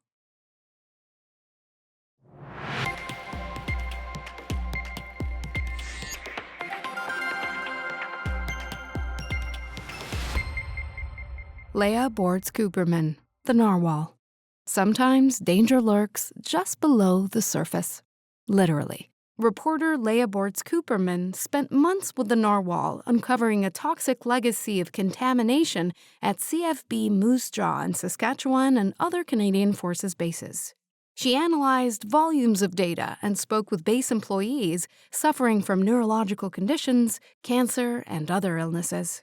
Her investigation stemmed from parliamentary committee hearings where national defense employees linked their health issues to base contamination. The reporting exposed a long-standing, underreported problem affecting people in multiple provinces as the federal government moves to clean up and repurpose some of the contaminated land for housing. Nora et la montagne, Louis-Philippe Bourdeau, Le Journal de Montréal. Les reporters Nora et la montagne et Louis-Philippe Bourdeau ont mis en lumière un mystère inquiétant lié à la santé publique dans une série d'articles publiés dans le Journal de Montréal. Leur enquête a révélé 24 cas de SLA dans la région de Charlevoix-Est, un nombre anormalement élevé. En l'absence de registre officiel au Québec, ils ont constitué leur propre base de données épidémiologiques. Ils ont passé au crible les nécrologies, contacté des dizaines de familles et reconstitué chaque cas. L'enquête a révélé que plus de 20% des personnes touchées avaient travaillé dans la même usine de pâte à papier. Alliant témoignages personnels et données scientifiques sur l'environnement, cette série a donné lieu à une enquête de santé publique et a suscité un débat important sur les causes environnementales des maladies neurologiques. Carrie Tate, Tom Cardoso, Mark McKinnon, Stephanie Chambers, Alana Smith, The Globe and Mail. Allegations of government corruption have dominated Alberta politics for the past year, thanks in large part to a Globe and Mail investigative team that exposed the scandal and pursued it relentlessly. Reporters filed Freedom of Information requests, reviewed court and corporate records, and obtained internal confidential memos to uncover potential ties between the United Conservative Party and private companies awarded government contracts. Lead reporter Carrie Tate also faced an online harassment campaign in response to her work. The reporting has had real consequences. Alberta's Auditor General and the RCMP have launched investigations, and a cabinet minister has resigned over the government's response. Judges said this is journalism in a public interest, reporters speaking truth to power. Le lauréat, la lauréate, les lauréats sont, the award goes to Carrie Tate, Concord Asso, Mark McKinnon, Stephanie Chambers, and Atlanta Smith from the Globe and Mail.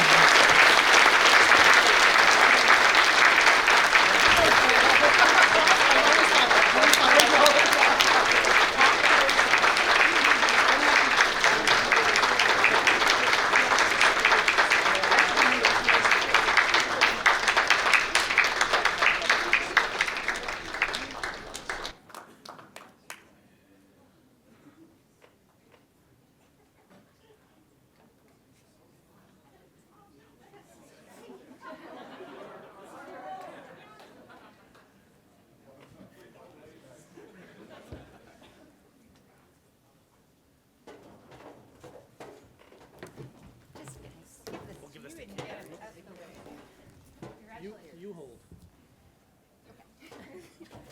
Come join. Come huddle.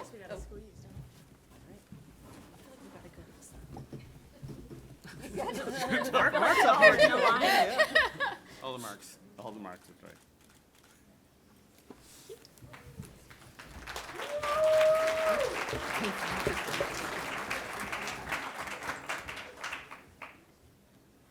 I don't know. Thank you. This was just a massive top-to-bottom team effort, just by the bylines, but the people who supported us from backdeskers to HR to lawyers and back to HR, and so many sources trusted us, and it would have been easy for editors to walk away from this, even when we had a couple of scoops in the bag, and it would have looked pretty good. But they stuck with it, and it was uncomfortable, and they were so supportive, so thank you. Tom? I just want to say it was a real privilege to work with this incredible team. We sent Mark McKinnon to Lebanon for the story. Steph Chambers was just an absolute hero in all of this work. It could not have been possible without her. Alana, of course, and of course Carrie, who was stalked by private investigators, who had contacts receiving spam calls from people pretending to be her. It's just been a ridiculous year of reporting, and I'll be talking about it in therapy for years, but thank you so much.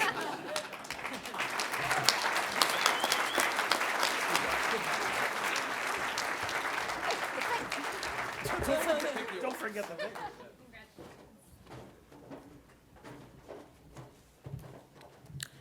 This next award is for journalism in a language I do not speak. Journalism in a language other than French and English.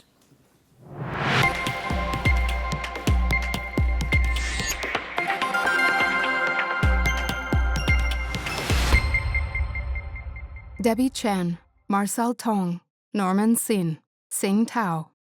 To hit home the complex reality of British Columbia's overdose crisis with their audience, the team at Sing Tao focused on a 14-year-old Chinese-Canadian girl who died from a fentanyl overdose. Through careful reporting and in-depth interviews with the girl's devastated parents, as well as experts and officials, the coverage by Debbie Chen, Marcel Tong, and Norman Singh moved beyond the tragedy to investigate systemic gaps that may have contributed to it. The team conducted public opinion surveys to gauge attitudes within the Chinese community, with follow-ups aimed at fostering more candid discussions about drugs within the Chinese community. Judges said the reporting provides invaluable context to a public health crisis impacting communities across Canada. NNA-CCJ News. The NNA-CCJ News wanted to do something special to mark the 50th anniversary of the James Bay and Northern Quebec Agreement. The agreement with Inuit and Cree communities was a significant milestone for readers in Nunavik. The goal was to appeal to elders who recalled the negotiations clearly while engaging younger readers whose lives had been shaped by it. The result was more than a dozen pieces of content, published online over several months, and in a special 28-page standalone section in print, all of it in Inuktitut and English. Judges praised the ambition of the project, which unflinchingly looked at the impact, good and bad, of one of the most complex Indigenous land claim settlements in Canada.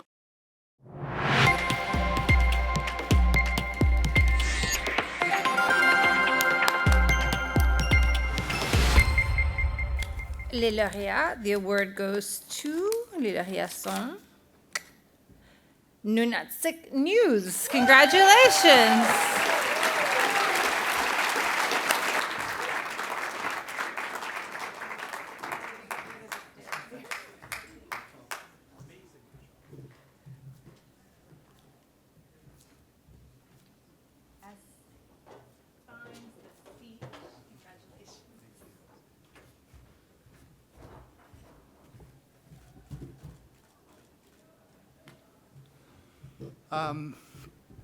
Thank you very much, everyone. I don't know really what to say.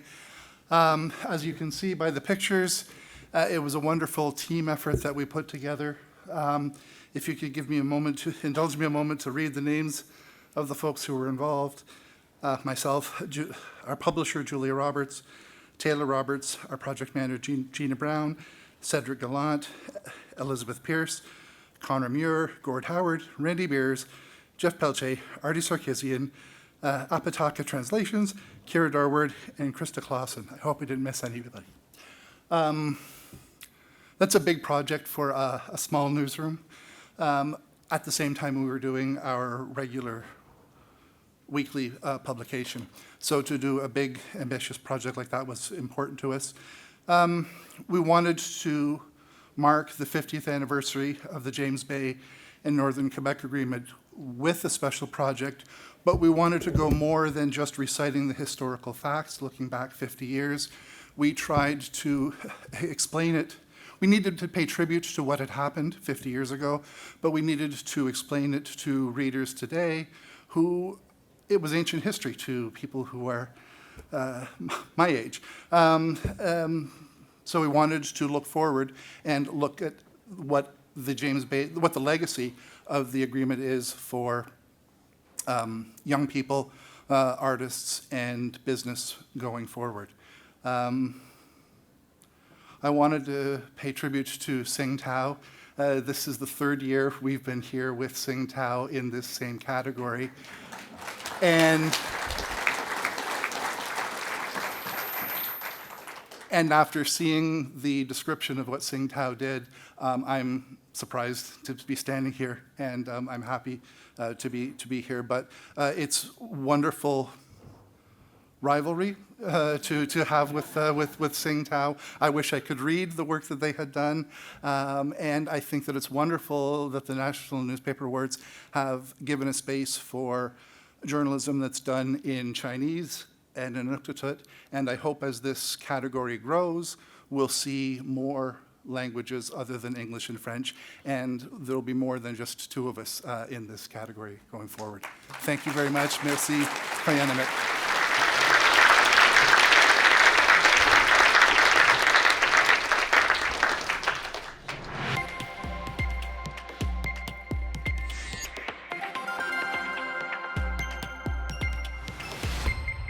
Goran Tomashevich, The Globe and Mail. Goran Tomashevich's assignment for the Globe and Mail marked the first time a Canadian media outlet was allowed into Russia since 2021. His photo series from a Russian-run field hospital in Donbass captures images of soldiers in treatment, a rare show of their vulnerability. Reporting in occupied Donbass meant operating under constant threat from artillery fire and ever-present drones overhead. Judges said the images are stark and unflinching, gritty in their realism, with injuries and individuals depicted in a way that underscores the true cost of war. Martin Tremblay, La Presse. Pour illustrer la vie des travailleurs congolais et les dangers de leur mine, Martin Tremblay de La Presse utilise des images qui juxtaposent résilience et lutte. Sa série fait le lien entre crise humanitaire et persévérance humaine.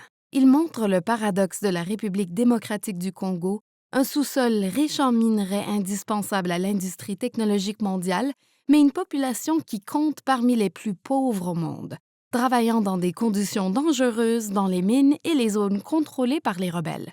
Les juges ont déclaré ce reportage photo visuellement saisissant et magnifiquement réalisé et monté avec soin.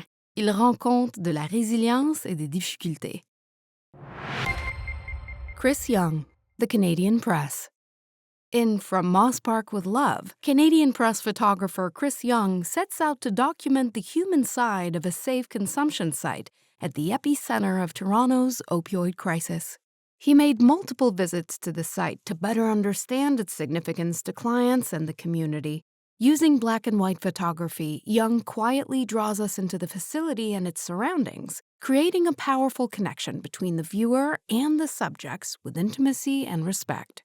Judges said the raw imagery captures the trauma of addiction with both compassion and love.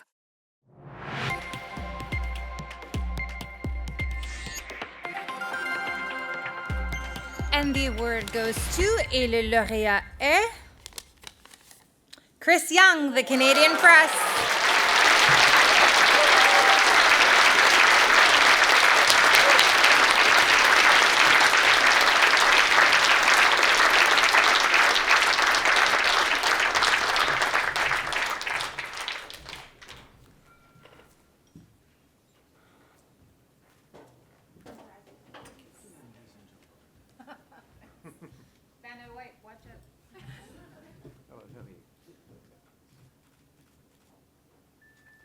Hello. I'm a bit unprepared, as you might gather. First of all, I just want to say, acknowledge everybody in the room.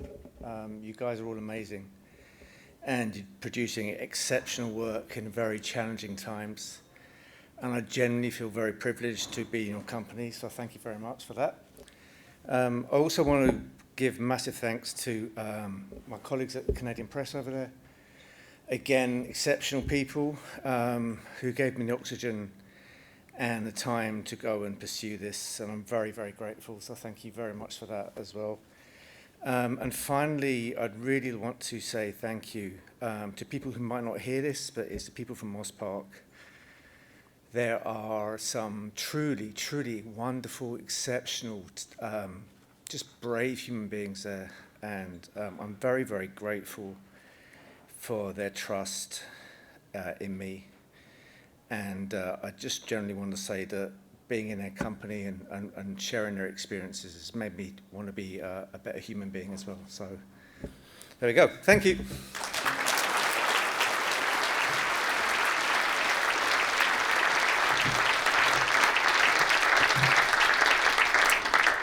Pour présenter le prochain prix, to announce the next prize, I'd like to welcome to the stage Jamie Stevens, the son of Jeffrey Stevens.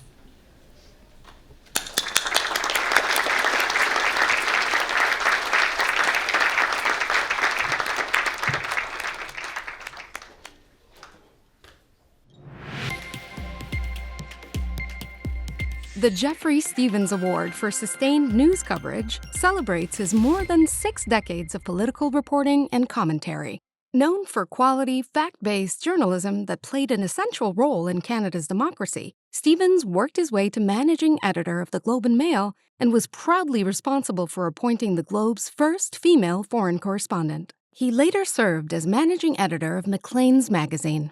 The author of 6 books about Canadian politics, Stevens continued to write weekly political columns for Torstar publications until his death in 2023. Despite a seemingly endless series of changes and challenges, Stevens believed that with continuing support, the best days of journalism still lie ahead.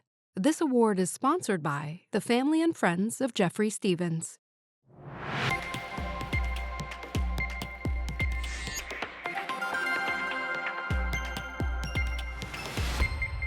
Michelle Berg, Brandon Harder, Larissa Kurtz, Cale Neese, and Rob O'Flanagan, Regina Leader Post and Saskatoon Star Phoenix.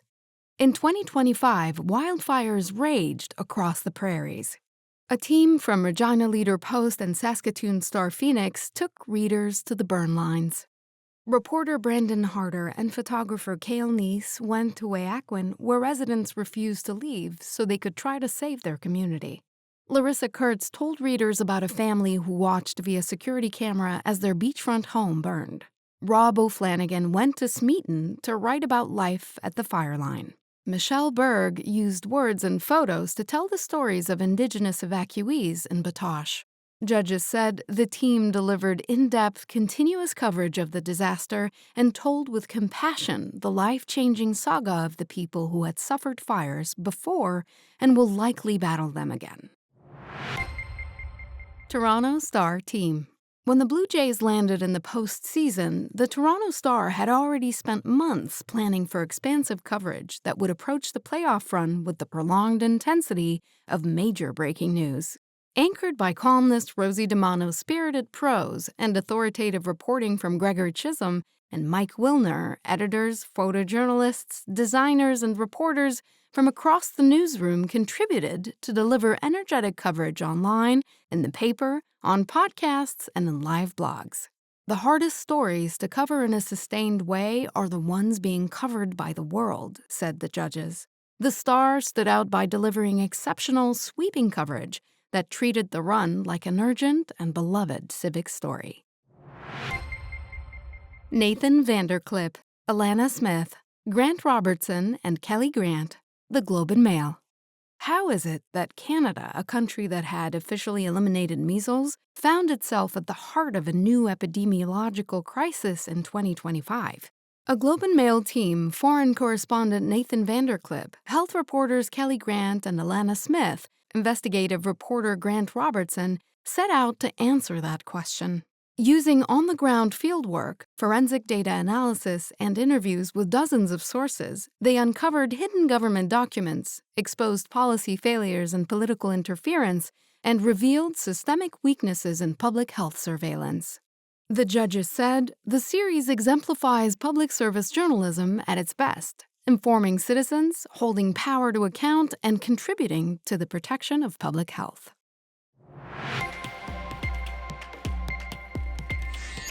And the award goes to, et le lauréat ou la lauréate est, ou sont, Nathan Vanderklip, Alana Smith, Grant Robertson, and Kelly Grant, The Globe and Mail.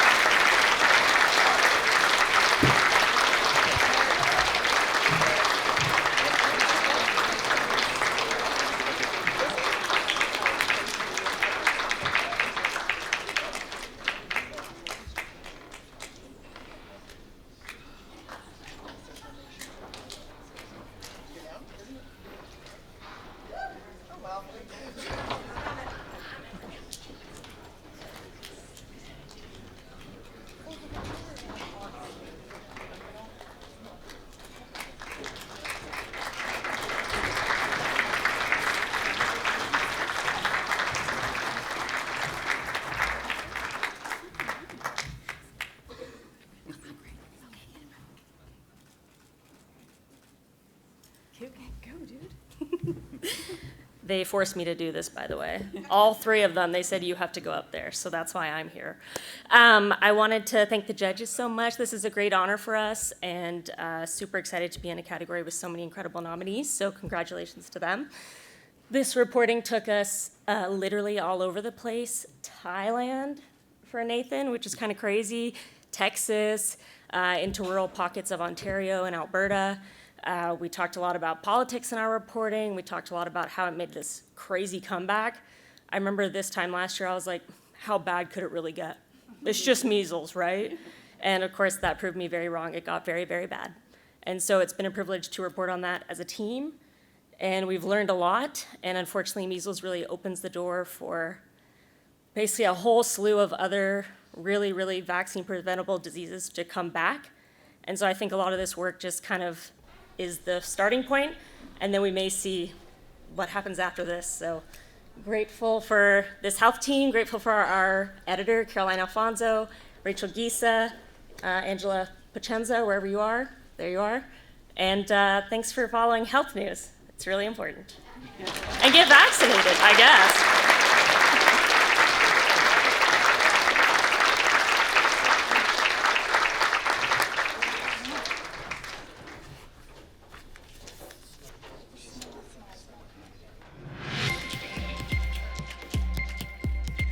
The Joan Hollabon Award for Beat Reporting honors a woman who set the standard for what beat reporting should be. As the Globe and Mail's medical reporter from 1959 to 1985, Joan Hollabon developed expertise that allowed her to tackle breaking news, investigative pieces, and explanatory articles with equal ease. As one of the first women on the medical beat, she blazed the trail for generations to follow. The award is sponsored by the Globe and Mail.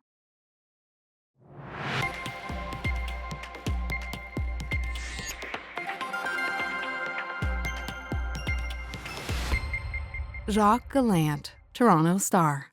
The Hockey Canada trial was one of the most closely watched cases in the country in 2025. The Star's court reporter Jacques Gallant arrived at the courtroom with a notebook full of leads and over 3 months delivered authoritative, clearly written, and moving coverage. When the jury was suddenly dismissed, his deep preparation led to a string of exclusives. Among them, why London police initially declined to lay charges and how Hockey Canada's own investigation led to key evidence being excluded. Gallant's coverage helped readers understand the players' acquittals and how such a high-profile case could fall apart so spectacularly. Ariane Lacourcière, La Presse. Au sein de l'équipe d'investigation de la presse, Ariane Lacourcière se consacre à la couverture des questions de santé inspirées par le droit du public à l'information. Son article sur un bébé décédé à la suite d'une intervention de routine visant à corriger un frein de langue a entraîné des recommandations renforçant la réglementation provinciale. Ces reportages ont révélé une concentration de troubles neurologiques dans un village du Québec, ce qui a donné lieu à une enquête officielle visant à déterminer s'il existait un lien avec une ancienne usine de pâte à papier. Les juges ont été impressionnés par la qualité de ces sources. Il était évident que la journaliste avait su gagner la confiance des personnes sur lesquelles elle écrivait, ce qui lui a permis d'obtenir d'excellents résultats. Terry Pender, Waterloo Region Record. People in Waterloo Region rely on underground aquifers for 80% of their tap water, so anything that impacts them is big news. Terry Pender's coverage relies on deep understanding of the region's complex water system, urban planning, and development. His work includes coverage of the decades-long cleanup of Elmira's contaminated water supply. His reporting on threats to the water supply were validated in the fall of 2025 when the region of Waterloo imposed a development freeze due to water supply issues. Judges said Pender's tenacious reporting shows grit and perseverance, dedication by his newspaper, and the power of local journalism. And the award goes to le lauréat ou la lauréate est Terry Pender, Waterloo Region Record.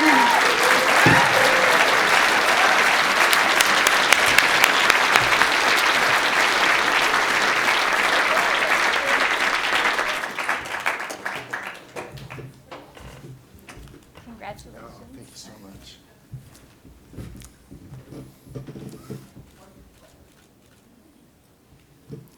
much. Thank you so much to the judges, and congrats to the other nominees. Please know I would not be here today were it not for my editor-in-chief, Jim Poling. Please give this man a round of applause. And I would not be here today were it not for Neil Ballantyne, my copy editor. Please give him a round of applause, too. I always wanted to win one of these before I retired, and I almost made it. I retired 7 weeks ago after 42 years in the business.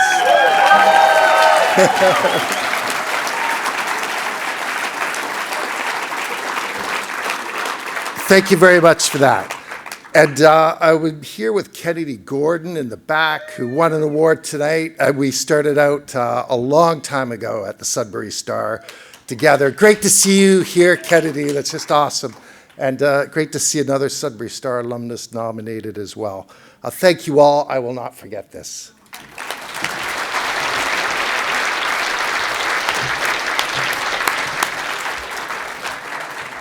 To present the next award, I'd like to welcome to the stage Robin Hondrick, the son of John Hondrick, who grew up knowing that the NNAs were one of the biggest nights of the year for his father, the journalism legend.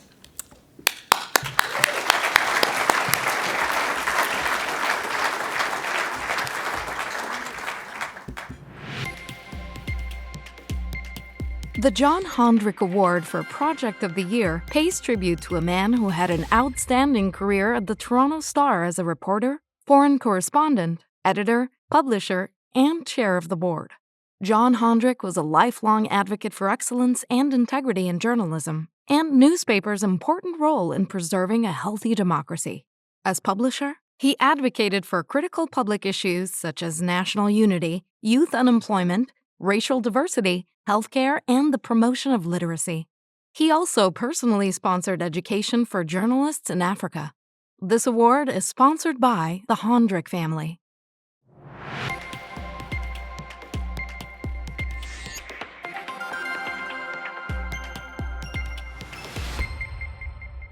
Liam Casey, Christopher Katsaroff Luna, Canadian Press. The Ring of Fire is one of the most topical stories in Canada with significant implications amid trade tensions. But on-the-ground, in-depth coverage has been limited. The Canadian Press spent months on a sweeping multimedia project exploring the issues, the landscape, and people. Reporter Liam Casey and photographer Christopher Katsaroff Luna visited two fly-in First Nations, a mining camp and an encampment, offering a rare glimpse of daily life in the northern Ontario region and capturing the voices of those whose futures are inseparable from what happens next. The project, including a 9-chapter feature, stunning photo galleries and videos, brings genuine depth to a story of economic opportunity, Indigenous rights, and the complexities of development. The Globe and Mail. Poisoned is a compelling, in-depth look into the opioid crisis in Canada. It began with an all-hands meeting of reporters and editors at the Globe and Mail about how to tackle an issue that most concerned readers. The result was a series from reporters across the newsroom in Canada and abroad, from demonstrating the ease of importing a deadly drug to the challenges facing law enforcement, to the many cities desperately fighting to keep their streets safe while caring for vulnerable people. The story hits hard. The Globe's multi-layered portrait of the opioid crisis is more than an alarm bell. It's a call for action, not only from different levels of government, but as a society. Philippe Mercure, François Roy, La Presse. Avec une succession de gouvernements minoritaires, le Canada a vu défiler de nombreuses campagnes électorales et d'annonces partisanes sur fond de paysages pittoresques. La presse a proposé une approche plus originale de ces tournées électorales. Le chroniqueur Philippe Mercure et le photographe François Roy ont sillonné le pays d'est en ouest pour rencontrer des électeurs dans le cadre de leur projet La Grande Traversée, livrant à chaque étape des reportages hauts en couleurs et des moments humains émouvants. À travers 10 reportages et 10 portraits régionaux, La Grande Traversée dresse un portrait très intime du pays, de plus en plus polarisé, où la confiance envers la classe politique s'érode et pourtant, les interactions entre les journalistes et leurs interlocuteurs, quelle que soit leur origine ou leur affiliation politique, constituent une aventure profondément humaine.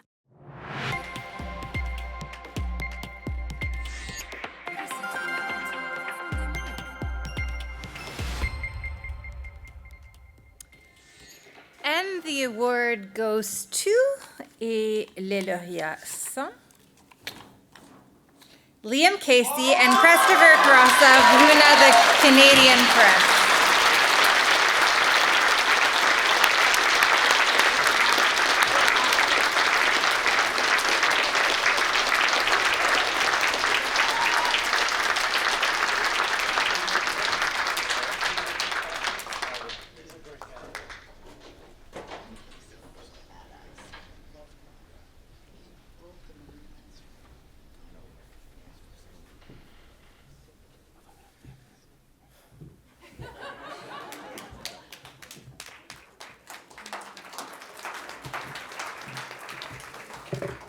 Thank you. It's a little kind of overwhelming.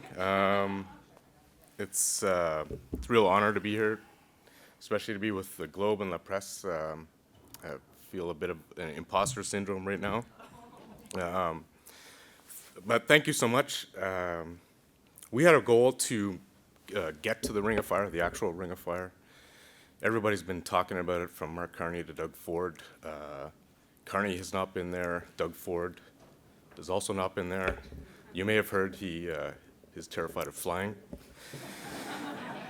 To be truthful, it was not easy to get there. It was months of negotiations with the two surrounding First Nations, and 5 days before we ended up going, like, the trip was not happening. I had crafted an email to my boss to tell her that it was off. We had got a grant from the Pulitzer Center. Thank you, by the way. And I was worried we'd have to give that back. And then the news gods kind of looked down on us, and things just kind of fell into place. And we ended up going up with Chris. And even though we made it up to these First Nations, we were led into Webquay for 30 hours. We were told the last journalists who had been up there were kicked out and banned forever. And we still wanted to get to the actual Ring of Fire. The First Nations are not in it. And Chris got up in a helicopter, and when he came back, we were going to go to a community meeting. Chris had sweet-talked the pilot to fly us over the Wailu mining camp, and we made it to the actual Ring of Fire, and then we went to Nishkanaga, went to this encampment for the slowest moving blockade in history. They're setting up shop so that whenever the road is built, they'll be there. And I gotta thank a few people.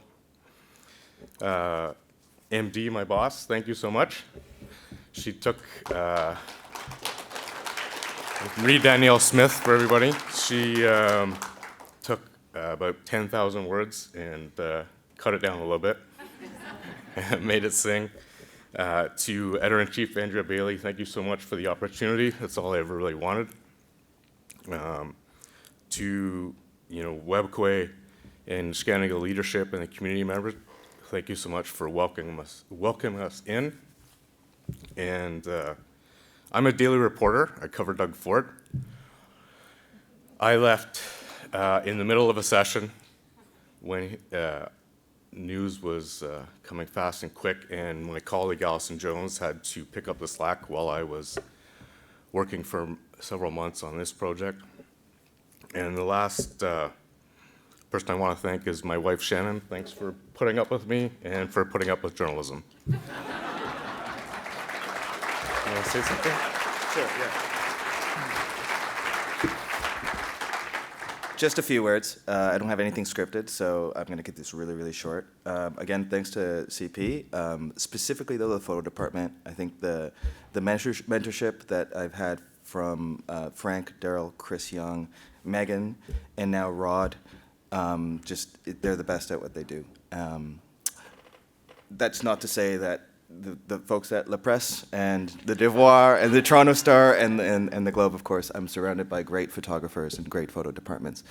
The other thing I just wanted to say is this has been a project that I've wanted to work on for 10 years. So I feel so honored that I was able to shoot this in a way that hopefully brings the experience to you and to all the readers. And we've seen that throughout the whole night. We've seen fantastic photography, fantastic photojournalism from all the teams here. So I hope we can all acknowledge how important immersive visual reporting and photojournalism is. And that's it. Have a good night. Thank you.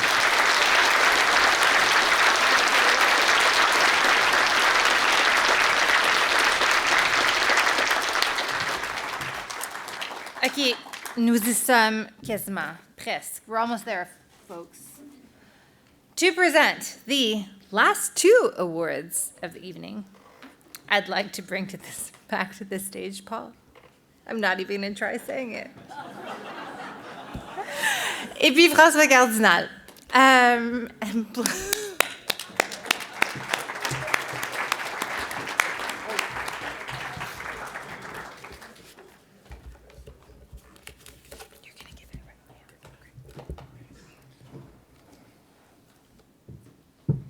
This next award is our Innovation in Journalism Award, and I'm so proud to present this award because I think it demonstrates what those of us in newsrooms are thinking about all the time and what we're thinking about all the time and working hard to do, which is constantly finding ways to be relevant to our audiences.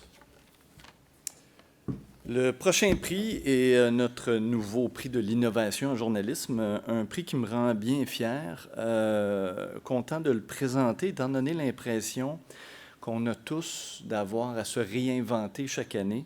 On le sait, tout va très vite, ceux qui ne s'adaptent pas ne survivront pas. On ressent tous la pression d'évoluer, de trouver des moyens de continuer d'être pertinent pour tous les publics, et ce prix vise à valoriser ceux qui réussissent justement à le faire.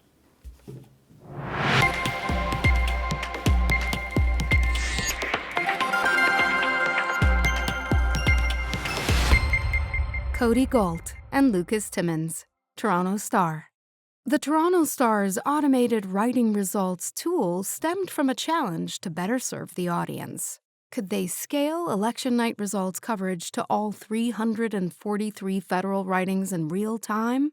Cody Gault and Lucas Timmins attacked the challenge by developing an automated natural language search engine that married election data with templated stories written by journalists. On election night, the engine matched writing results to the templates, producing clear, useful stories as soon as each writing reported, updating continuously until the last vote. Judges were impressed by the product mindset and cross-functional teamwork, saying, "The Star identified a genuinely underserved area of coverage and built something to address it."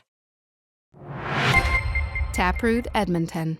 Taproot Edmonton's 2025 municipal election dashboard demonstrates how innovation and new technologies can help smaller newsrooms deliver high-impact reporting and public service to their audiences. The Taproot survey used artificial intelligence to sift through hundreds of responses from readers on issues they care about most, generating a list of questions that were then put to those running for office. Candidates' answers were published on a dashboard that voters could consult to learn more about which candidates best align with their priorities. Judges said the project is innovative in how it combines crowdsourcing with technology to shape the reporting process. Rory White, Bruno DeBont, David Mackay, Jimmy Thompson, and Linda Solomon Wood, National Observer. The National Observer created an innovative tool aimed at supporting both journalism and democracy. Civic Searchlight transcribes municipal council meetings and makes them searchable by keyword and location.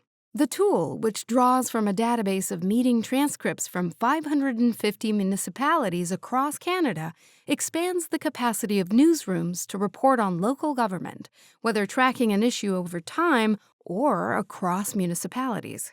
Most significantly, the publication has made the tool free to any Canadian journalist or civic worker to support municipal coverage across the country. Judges said this approach empowers the audience to engage more deeply in local politics, reinforcing the importance of local journalism.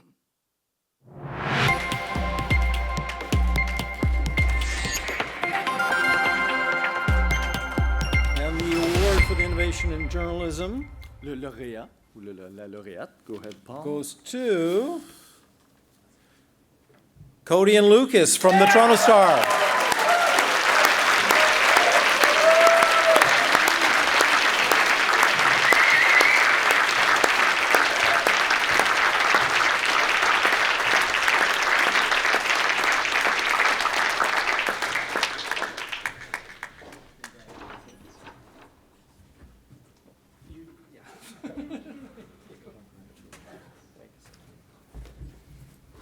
You hold it. Yeah.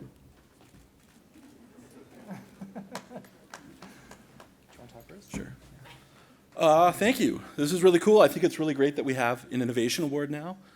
I would say people in newsrooms, talk to your product people. They've got ideas. There's really cool things they can build, and they can help you do better journalism. It's time to not be so siloed and for everyone to work together.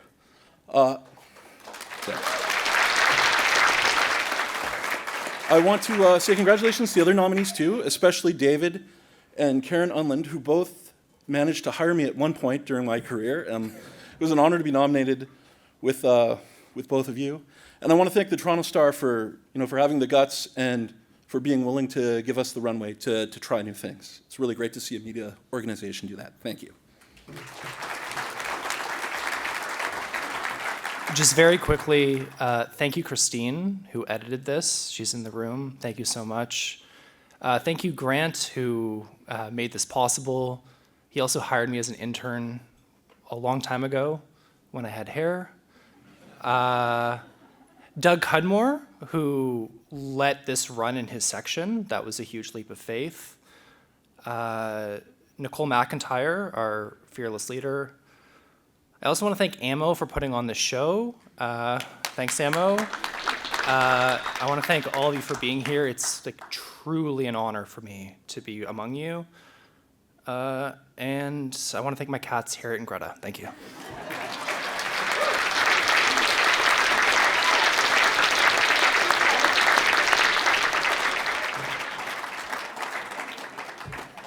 And now to our final award of the evening, Journalist of the Year.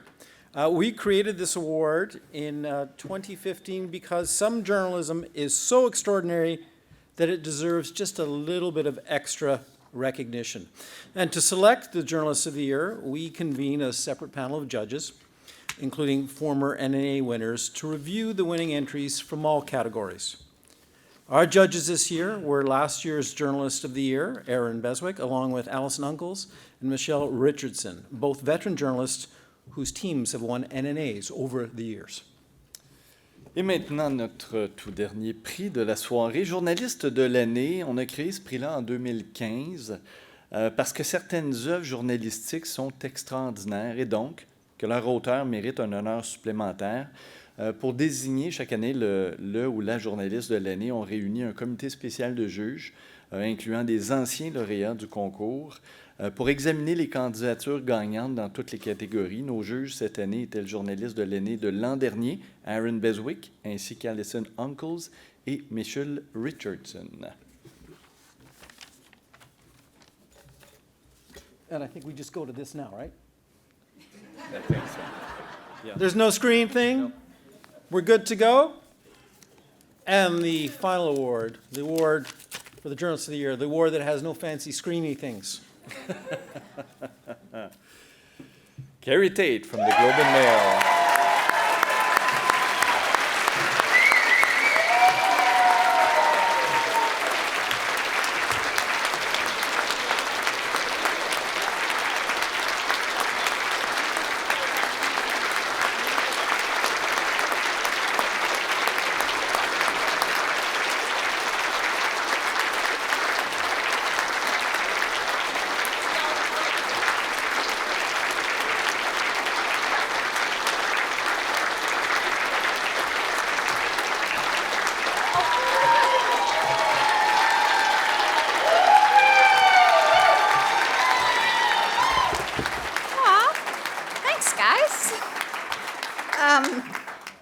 It does feel a little bit awkward to have journalist as a singular person rather than the massive amount of support I received, particularly this year, not just from my editors in the Globe, but from friends across so many newsrooms. I'm extremely grateful, and mostly I'm grateful that I have editors who gave us an enormous amount of leash. So thank you so much.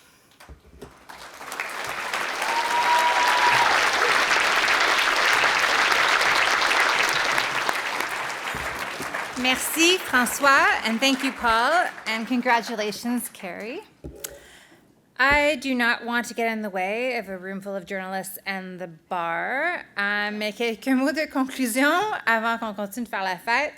Drinks will be served until 12:15. I hope that's a while from now, because I have no idea what time it is. Finalists, that means those of you who were nominated but did not get an award, please pick up your certificate at the side of the stage. That's what the script says. Over there, go over there. There you go. And if your colleague was nominated but is not here tonight, please pick their certificate up on their behalf. Je vais répéter en français. Si vous étiez finaliste, vous êtes prié de venir chercher votre certificat à l'arrière de l'estrade. Non, pas à l'arrière de l'estrade, à l'arrière de la chambre. Et aussi de récupérer les certificats des gens qui n'étaient pas ici aujourd'hui. Thank you all very much for being here. Thank you to the sponsors and the benefactors. We appreciate your support for journalism evermore in these challenging times. Merci à tous d'être ici, encore plus à nos commanditaires, et nous apprécions votre soutien dans ces temps difficiles. Encore une fois, félicitations et bravo aux gagnants. Congratulations to all the finalists and the winners. Please enjoy your evening. Thank you for coming, and thank you for all your excellent journalism.